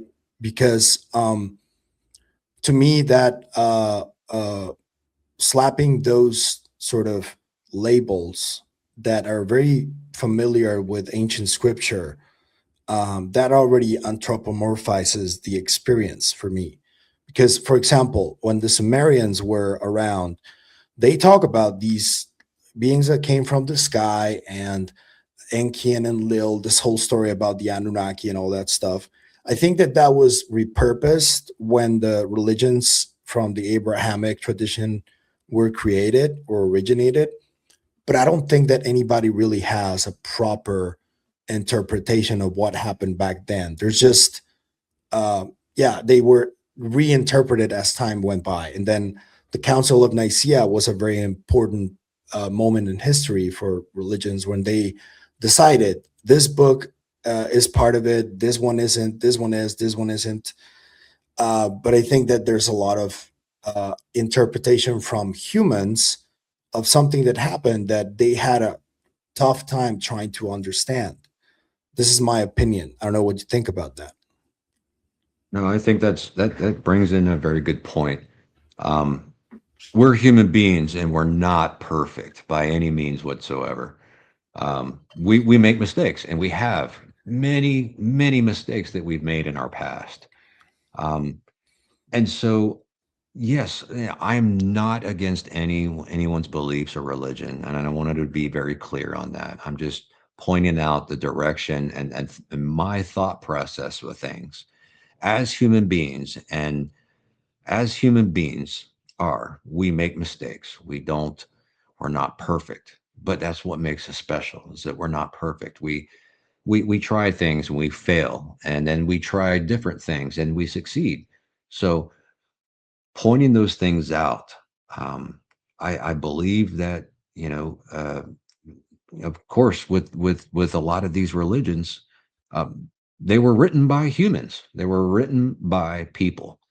And I'm not saying that, they're perfect, because I believe there's, there's a chance for error in any of these Bibles and things that we've written over time and over history. I believe the core information should be the most important.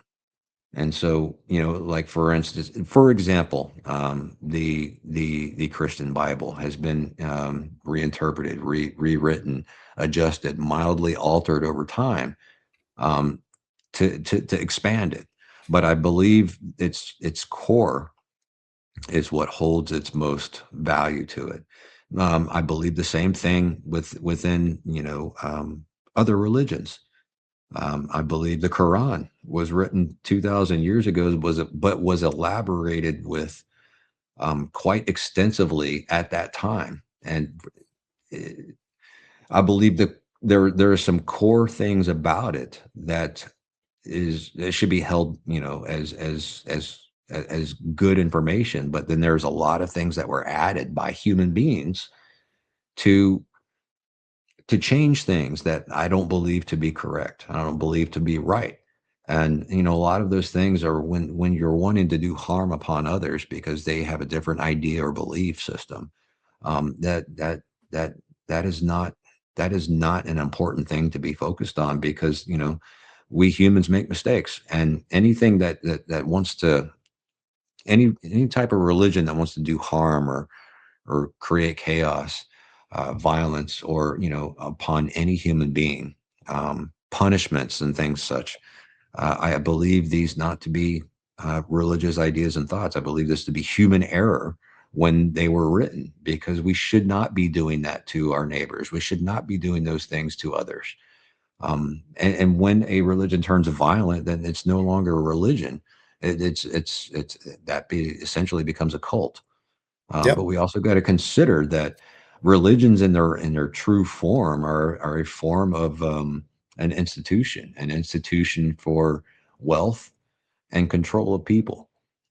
And I don't believe that our creator, I don't believe our God wants us to be focused on control of people and greed. I think that we all have the ability to speak to God or speak to our creator. The Force doesn't care about these things, bro. It just The is. force, well, that's the exciting thing, is because the force is essentially the creator. The force Yeah. created everything. The force created everything. So this is just another terminology for what it is. Yep. I mean, and this could be an ancient alien species that is far more advanced than any other, and they all are aware of this, and they all What I'm are weary of, subject. though, is that this sort of seems like gaslighting, or trying to, like, like a parent to a child, sort of. Your Yeah, creator is displeased. Arrogant belief must allow all. It's like, are you my dad or something? Like grandpa? Like, um, and right. and This and is, these coordinates are very very interesting because they're in Jerusalem. my belief. So yes, yes. Yeah. Okay. That's crazy. What's your It's read like on that? it's like when you're like 8 years old and you're getting an argument with the kids down the street, and your dad telling you to Yeah. stop being a jerk and get along with your friends. This is what it feels like. I mean, but it kind of makes sense. You know what I mean? It does kind Yeah. of make sense. The force is telling you to get along with to get along with the kids down the street, play nice, and allow all of them into the treehouse, not just a select few that you built. Or Yeah. share your bikes and toys with the neighbors, so that everybody can have fun. This is what it seems like to me. Yeah. Yeah. My dad giving me a good scolding, right? It's Right? like, Yeah. behave, kid, behave. Right. Okay, let's go to the next one because this is fascinating. I'm like trying to see which one is next. Is it this one? No, this is the same one. Hold on. Let me give you Here it is. It's I didn't get to 6. There it is. This is where I think it can be a little controversial because it uses a specific name from ancient scripture, which is Yahweh. And Yeah. we know that there is a lot of fundamentalist religion added to the entire topic. In the US, there is a lot of evangelical Christians who want to slap their interpretation to whatever they think is going on in the skies. And I wanted to point that out because this is what was decoded from one of the messages. Can you please read it to the people? Oh yeah. Well, yeah, everybody can read that, right? Yeah. Yahweh will lead a group of messengers with scientific political presence. Will result in all improved future solutions, disclose and broaden study for foreign technology to boost progression. Yep. Whoa. And this is when I this is the messages that are public that we agreed to share, Dr. Horace Drew and I. And when I decided that it's time for me to stop sharing some of these, the last couple of coded messages that I received. So this is when it was starting to go down a path where I had to be a little bit more cautious of personal information and such. So Okay. yeah. Whoa. So there's no real way to like actually find an explanation for this. It's pretty self-explanatory. But what's your read on it? We'll just say my read is undetermined right now. Okay. That's interesting. Yeah.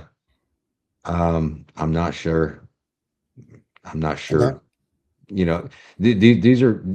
This is somebody else speaking through me. So it's difficult to analyze and process. I will say, and one of my verbal conversations and encounters was they were mentioning or hinting towards that I'm a descendant of this Yahweh. Okay. And I can't verify that though. When I've looked, through my family history, only the furthest I was able to go back was 1080. Ironically, it was in Jerusalem. On my mother's side of the family, which was odd. As I told you and the people, this will get a little controversial, and I think that this Yeah. is something that is gonna Yeah. garner some reactions. Just be nice in the comments, guys, please. Yeah, don't chew me apart. I mean, Yeah. this is why I was kind of, yeah. As things started progressing, it was it ties in a lot of my family. My family doesn't want to be part of this. They want to maintain their privacy, and I respect that. Completely And understood, man. who knows, maybe eventually I'll have more conversations with them and we'll just release it anyway. So give me time. This is not something that is easy to open 100% up to, and I've got to be cautious of what actually is released. I mean, unless you all are 100% comfortable sharing your social security number and birth date and all that other you don't really want to do that. So I have to look at Yep. things a little bit closer. And here we have Pope Francis again. This is in Latin. I'm going to read it in Latin, and then the translation, it says, Bergoglio artificialia rebalabit antra patent historica cognitione. It means Pope Francis, as in Mario Bergoglio, will reveal antiquities, will open the vaults, history, knowledge. And again, I go back to this video that I'm gonna put in the post edit of Pope Francis opening this door and this ceremony that was very striking for a lot of people. And people gave it different meanings. Some said that it was satanic. Some say that it was just a Catholic normal type of procession that happened. What's your read on this, though? So we got to keep in mind that in parentheses are assumptions. They're just assumptions. What is not in parentheses is what were translated. And so I always try to clean my slate, keep the assumptions aside, and just always go by the content of things. And I don't speak Spanish, so I have no clue. To be honest with you, yo hablo poquito español, little Poquito. Okay. so very, very little Spanish whatsoever. People are gonna translate it directly in the comments, I'm sure. Please leave your best translation if you do speak Latin. Yeah. Yes. So people can see it in the comments. I'll pin the comment that I see first. Latin. It's Latin. My apologies, Latin. Yeah. So let's go to the next one. We're almost done, guys. Just bear with us because I think that this was important to share. And I want to thank Jeremy for sharing these. This is a direct just quote. Yeah. We are your creators, altered your evolution over time from the beginning. You're a part of us. Truth will come to all. We have been your protectors. You must prepare to defend yourselves from what? I don't know. And just so you guys know, this is like you're not there. There's a couple more people that have been getting communications that are very similar to this. One that I can think of that is like very public and everybody knows about it is the Zimbabwe aerial school event in 1994, I believe it was. When you see those videos of those children talking about what these beings communicated to them, it is a lot of very similar type of messaging. Would you agree? I would agree in some of those cases, yes. There is some similarities there. And what, my biggest thing is we must prepare to defend ourselves. How? How do we prepare? And what are we defending ourselves from? This goes back to a beginning of our conversation when we were talking about who's in control. If something else is in control, we need to defend ourselves. We need to regain control of ourselves. We need to take ownership of ourselves. We are one species, and we should represent and lead ourselves. We shouldn't have any other outside species controlling us. Here's a curveball for you. Yeah. This, how do you think this defending ourselves scenario is more likely to play out? Do you think it would be kinetic, or do you think it would be something more psychic or mental? I believe we're all beginning to recognize dormant abilities are starting to come forward with a lot of different people. I mean, the more you look into things, you're starting to notice this all around the world. People are starting to recognize things, become more awoken to the fact that they're able to recognize things and do things and experience things. I believe we're in the process of an awakening itself. I believe it's just the beginning. So who knows where this goes? I mean, is it should we be defending our minds? Should be, I mean, we have no direction. We don't have enough information to go off of this. There's a really important parapsychologist that I talked to already. I'm a little disappointed at some of the things that have been happening recently with him, but he did a study of trying to find the psi gene in humans. And I did a video on this a while ago. His name is Dean Radin. And he tried to find, and he found that 60% of people from the study that he made do have this apparent psi gene. Don't ask me about specifics. I'm not a geneticist or a scientist, but he explained it in a show a few years ago. He found that the 40% that didn't have this gene could be actually traced to a specific time in history in a place. And this specific time in history and place is all around Europe and Spain, Italy, and all of those parts to the times of the Inquisition when they were like targeting people, accusing them of being witches and killing them. And Dr. Dean Radin found this correlation. It's like the people that don't have this gene, they all can be traced to that specific period of time.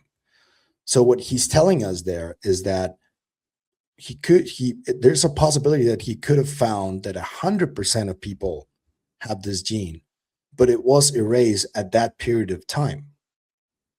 That's interesting, right? That is very interesting to think about. Absolutely. Made me recall that.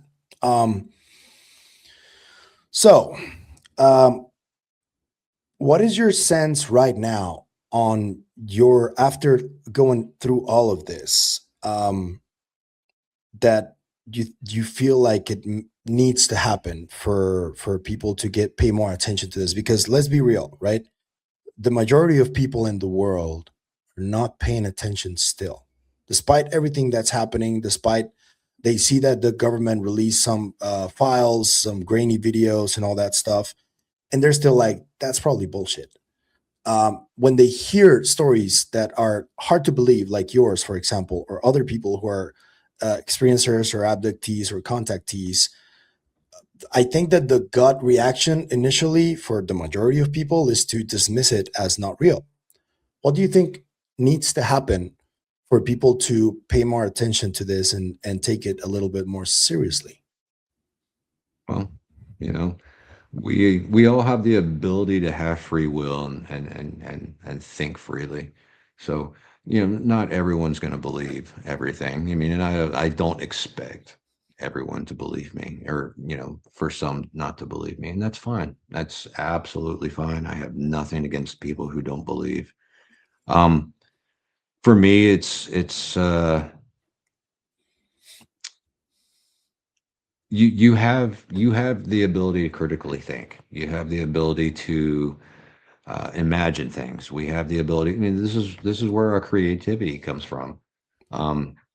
We're able to read. We're able to digest information, and we're able to draw conclusions based on it. So, I believe a lot of the things that the government is showing is a waste of time. To be honest with you, and I believe some of them are possibly our own equipment that we were testing in combat zones because we have more control over them of that video and information getting out. So I believe a lot of these things are programs that we were experimenting with that we've scrapped already and moved on to something else. So some of these, could be our own manufactured things.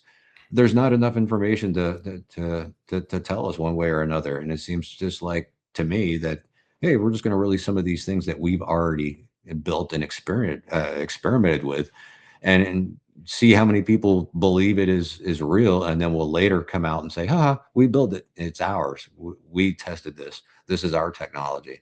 And to me, it just seems like a gotcha moment. There's not enough there to fully justify what's happening here. And I don't, I'm probably going to anger some people about that, what they're releasing, but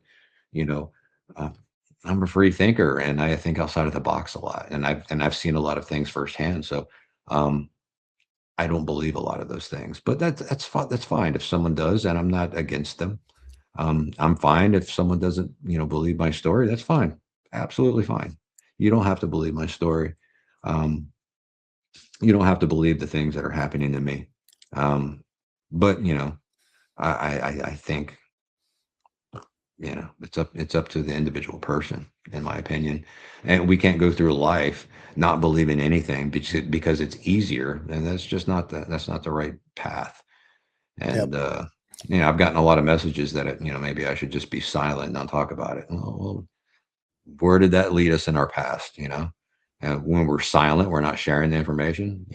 That kept us Yep. kept us behind. That slowed our progress down. So being silent isn't progression. This is why I decided to share my own experiences too, because I've gone through some as well since I was a teenager. They're not equal to yours. I've never seen a UFO. I've never had experiences with grays or anything like that. I know that there's a consistency in people who do go through those experiences, so I tend to believe people who go through them.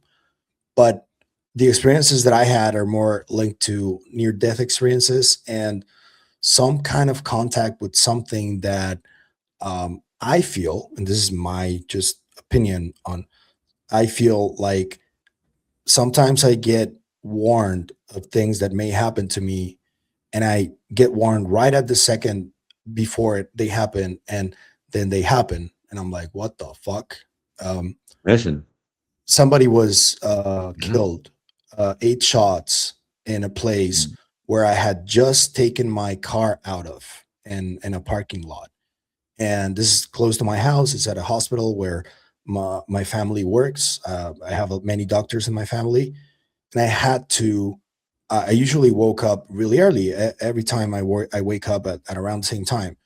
I had to work at 7 a.m. because I used to do sport journalism, and I had to just be online at that time. In my car, I always left it at the hospital because they allowed me to leave it there during the nights, so it could be guarded. Um, I for some reason that day, it was a Thursday, I remember, I woke up at 9 a.m., 2 hours late. And I woke up like just jetted off to out of the house to move my car because it was already 2 hours late. And I had an agreement to remove my car at 7 a.m. So I went, got my car out. I drove like it was like 50 yards away from my house. I parked it. I went to the bathroom to take a poopy. And before I started, I heard somebody screaming outside of the bathroom. There was a lady that worked at my mom's house, and she started screaming that they killed the doctor. She was screaming. And the person that I thought of instantly was my uncle because he's a doctor and he works there. So I just got out of the bathroom. I went straight to where the whole ruckus was.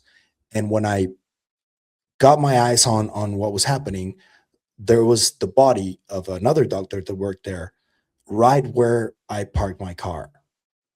And I didn't hear a single shot, man. And it Oh was 8 shots with a 9 millimeter. Hmm. And I That's didn't hear a single shot. It was 50 yards away, as I tell you. That really freaked me out. And this was after my near death experience. And there's been other instances where I avoid a really nasty car crash by just 10 seconds, just because I moved my car right at the last second, and then right next to me. I was like, what is going on? wow. And I'm perfectly comfortable with thinking that it may just be coincidence, but it's way too many coincidences at this point. And the most startling stuff started happening when I opened my channel and I started doing the whole topic on my channel. So I don't know what to make of that. And I'm trying to find out what to make of it. But I don't know if I think it's different to what you're experiencing, but it is also part of phenomena that are happening to people that is like constant to pretty much everybody. I think that everybody has seen some weird shit in their lives at some point, you know? Oh I yeah. don't know what you think of that. Yeah, I'm sure I'm sure you've got a lot of fans, a lot of people that are viewers that have encountered a lot of um, very important things that happened to them in their past that could relate to this. I've had near death experiences as well. We all have. I think it would be really good if you were to look into Darius J. Wright out of Australia, because I believe he could help you find some of those answers. Darius J. Wright, yeah, Wright with a Darius J. W. Wright with a W, yeah. Okay, Because I'll look for it. he's been looking into this for a while. Fascinating individual, fascinating man. When he speaks, he gets really in depth, and then you feel a lot of kindness coming from him. It just emanates off of him. Yeah, I recommend looking into him, and kind of listen to what he describes and talks about. Later on, maybe I could share a few more things with you about him offline. I just here. Googled him. I'm going to start looking into him. Yeah, thank Yeah, you. man. Yeah, man. Thank you. He really dives in deep with the near-death experiences and that sort of thing. I'm not super familiar with them. I've experienced them, but I haven't dug in deep enough for me to have an opinion on things. To be honest with you, I wouldn't be an expert in that realm of things. Yeah, What I feel I'm is learning. like some kind of line of communication opened up when I had my near-death experience, and it's Yeah. ongoing. But it's different to yours. It's very different. It's not. I don't think it's physical for me. It's something ethereal that I don't know what it is. These are dormant abilities that sometimes something happens and things just start playing out the way they are. That they've been energized. And when we really think about things within the human body itself, um, at a micro level, we are all producing electricity at a very micro level. We are also producing light, photons, like we talked about earlier. When the sperm meets the egg, there's a micronuclear reaction that occurs that projects light, and a lot of electricity that throws through our cells and organisms and in our bodies. They produce photons. So they're at micro levels, really really tiny levels, but for advanced species to be able to use those and adapt from them, you don't need a lot of power. For those advanced species, they're able to tap right in like it's nothing. So I don't throw it out of the realm of possibilities that when something triggers something in our lives, like such as near-death experiences, such as moments where um, Traumatic events. traumatic events can trigger or just make that connection with something that's been dormant within us this whole time, and things start flowing, things start working the way they should be naturally. So I absolutely believe that we've always had these abilities. We're just dumbified and not using it. I'm not saying we're dumb. I'm just saying we're not They made us opening up forget, to them. They I made us think. forget. Yeah, absolutely. And we had these Yeah. abilities thousands of years ago too. I would imagine at a higher consciousness level, years and years and years ago, thousands of years ago. But once again, when you stop sharing and you're only sharing with a privileged few, and where we remain silent, then we're not progressing as a human species. We're not Yeah. evolving at the rate that we should be.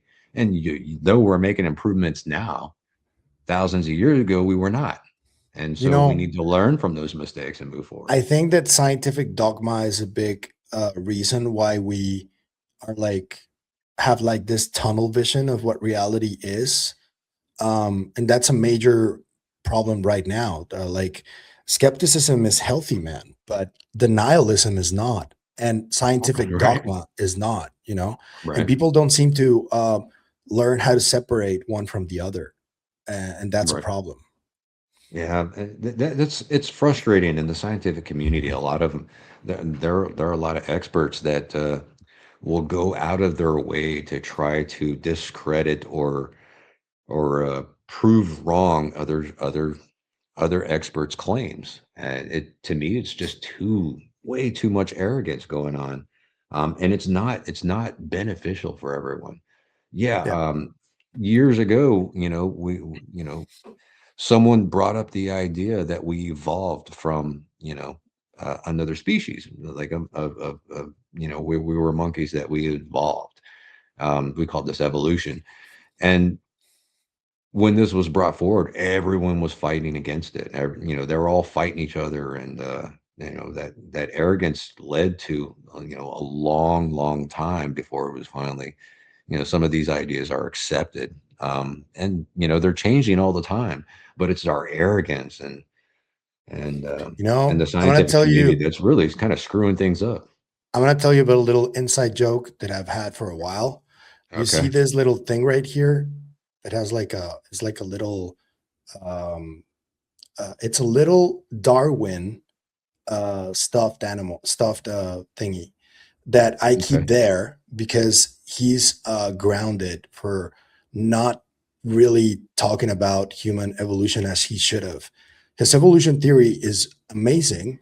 It applies to most beings in the world, but I don't think it applies to humans. I think that he was wrong when it comes to humans, and Right. he's eternally grounded there until we get more truth about what we really are. Yeah, we don't know. I mean, we need more information, and here's mine right there. Hold on, hold on. Let me take my banner out. Where are you? What the hell? Where is it? I see No. your logo and my screen at the top Yeah, I need to corner take right it out, here, but I right don't know here, how to take it out. I thought I right here. knew, but yeah. Hold on. Just that people can't see it. Oh, there it is. That's Bigfoot, isn't it? Yeah, it could be Bigfoot in a suit and tie, Yeah. It could be how things could be, if we just are kinder to others and we're helpful to others, you know. I believe, there are people who think there are grays and they're all bad. Well, okay. Well, there are lots of different grays from lots of different regions and lots of different areas. And so yeah, there are species that look similar to grays, but there are lots of them, lots of different from different places, and you can't say grays are bad. That's like the saying the same thing as uh, um, Americans are bad, or All dogs yeah, are bad, or all or cats are bad. all dogs are bad and cats are good. You can't say that, because that's, you're identifying, You're um, generalizing. you're generalizing. That's not where we should be. I noticed that in my encounters, they all have their own specific little personalities. I've encountered one that was rough and a little bit abusive and aggressive with what he was doing to my left shoulder, and I remember shoving it. But it was just focused on his task, because it could be like an absolute expert at whatever it was doing, and it is there because it's an expert, but it just lacked the ability of Empathy. comfortness and empathy toward me, because it's so focused on its task. I mean, this is an individual characteristic. I mean, it agitated me, and I remember shoving it. There was one at the foot, of that was being very calming and very relaxing, like, trying to keep me comfortable and trying to keep me calm. This particular one was, had displayed a characteristic that showed a lot of empathy. And then there were others that, have different abilities and characteristics. I've noticed throughout my encounters that each one has their own little personality. But they all generally mean well. The ones that I encountered, that I encounter the most of the time. But they could have, we also have to be on the caution side, things. For our species alone and how we look, there are probably several different species out there that look very similar to us. That's Nordics. That's, these Yeah. small female beings that I've encountered.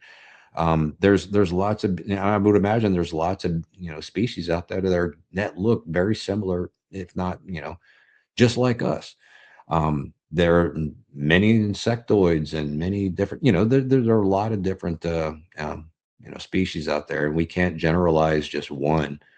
one appearance as being bad, and it's essentially like saying, you know, like for us, it's like the Asian community is bad because they're mean and hateful to people. No, you can't generalize things like that. That's not the right way to go. That's not progression. We Yeah. can't say that they're all bad. And So bad intentions. one last thing that I want to ask you before we leave, because we don't have much Yeah. time. You got some stuff to do. Just real quick, there's some kind of project that you're currently starting Oh, yeah. to be involved with, and maybe you can like tell people a little bit about it, and we'll show a little clip of it if we get a chance to do so. Okay. This is a very it is a sizzle reel that I'm going to show in post, but it's a lot of AI. But just keep in mind that it's just a sizzle reel, right? But Right. what is it, and what can you share about this project? Okay. Yeah. So this is a sizzle reel edit, which means that there may be some parts or pieces that may be used, but I'm working with another executive producer, and we're writing a TV docuseries currently. We're looking to. I mean, I could talk about my encounter until I'm blue in the face, but for me, it's not really answering questions that I have. Trying to find solutions of what's happening with me and what's happening with a lot of different people out there all across the world. And so, just within my core, I I still have that instilled spirit to help others. I still have that in spirit to find solutions and answers to some of these questions. And so for us, me and the executive producers that I'm working with, her name is Sharon Comorn. We are working on a TV docuseries that um, will speak to other experiencers. We'll go out to those locations that things occurred. We'll investigate, not not to debunk, not to discredit, but to see what we can find. See what clues. Sorry, my dog's losing his mind. To It's see okay. what evidence we can capture and share with everyone. See what we can gather and add to these things. And it's not just experiencer, it's hotspots, it's supposed UFO bases, it's locations all around the world, former crash retrieval locations. We're going to go out and we're going to try to collect some evidence. We're going to try to collect as much as we can get that we can share with the public. Well, if you Um, come to Baja, which is yeah, allegedly one of the biggest hotspots in the world, please let me know. I'll be happy to join you if I can tag along. that would be fun. Yeah, yeah. We're trying to write in, guest investigators on some of the I don't know, many of the episodes. But yeah, we thought about that. It would be great to get out and get dirty, get our hands dirty. Yeah, Yeah, there's like a really potent electromagnetic anomaly right above Guadalupe Island right. that has been studied, and I've spoken to fishermen who are from the area Oh, who have seen things that go in and out and massive lights, and it's very interesting, that part. And yeah. that's, That's if been you there. guys don't recall, the whole Tic Tac encounter in 2004. That's where it happened, at around that area. So Yeah. I'm yeah. familiar with Guadalupe Island. Yeah, and I believe we have that written in as not a episode within the first season, but I believe if we have it written in as a future episode possibility to look into. Yeah. So yeah, we Yeah. have quite a few. I would imagine that we have probably close to anywhere from 400 to 600 different episodes written out already. So yeah, Holy a lot of crap. yeah, I know, a lot of work. But there's a lot of very interesting places that have recently become very, very active that not many people know about.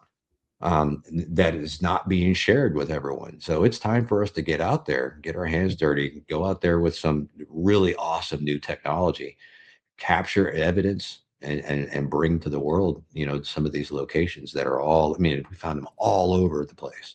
We have everything Awesome. separated into 12 regions So yeah, we're hitting up everything and everywhere. Awesome, man. Can't wait to see that when it materializes Absolutely. a little more. But for now, that's all we're going to share with the people.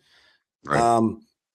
To anybody who wants to know, where can people find you if they want to get a hold of you or send you a message or something? I'm on Instagram, YouTube, LinkedIn, Facebook. I'm even on Discord. So Yeah. I'm everywhere. I'm all over the place. So yeah, you could look me up. Just put this name in that you see down here in the bottom. Yep. And it should be pretty easy to find. I'm not hiding. And I accept, and I generally will answer lots of different questions. I'm probably a little bit more active on Instagram, to be honest with you.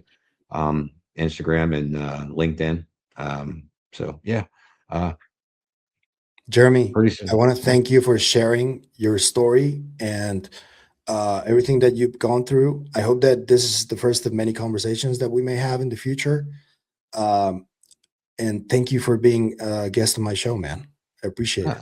It's been awesome. We've had some great conversation. Yeah, dude. Like we always do. Like we always Yeah. do. Yeah.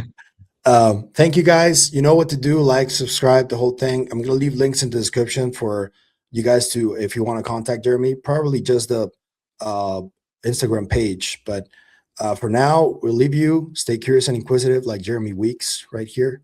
Thank you, Jeremy. Have a great Thank rest of you. your week, man. Keep being great human beings. Yep. Keep it up. Thank Bye. you. Bye. Y'all have a good one. I'm just introducing to you guys the third Psicoactivo sponsored UFO Designs 3D from my friend Gary. And it says, finally, UFO and alien models worthy of your collection. So let's see the collections, yeah? Because this is really exciting. And this is the one that I got. UFO replicas are right here. And you got the Boblasar S4 sports model, the classic flight saucer right here, the TR-3B Black Manta, the Kexport Acorn UFO, the Indonesia Octagon from Michael Herrera, and the Rendlesham Forest UFO. And two presentation, all of these, and the Flash Gordon rocket ship as well. So that's one. And then you got alien figurines and busts.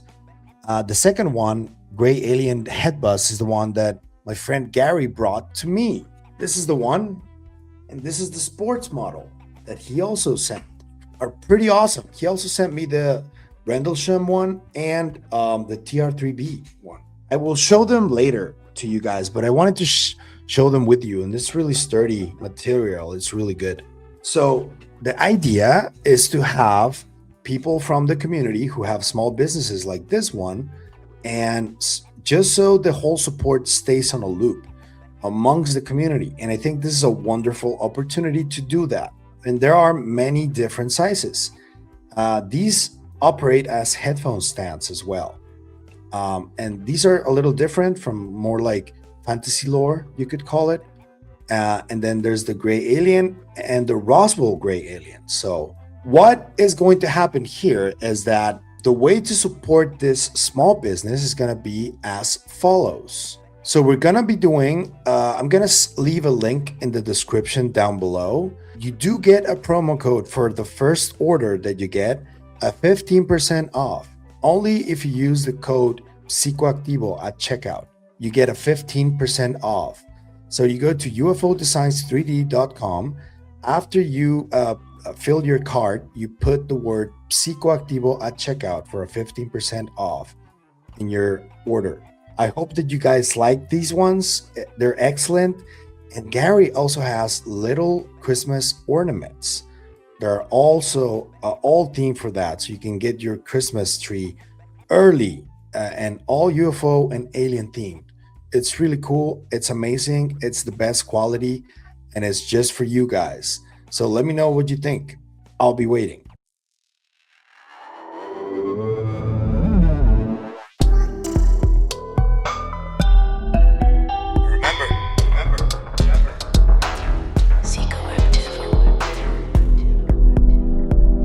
Always.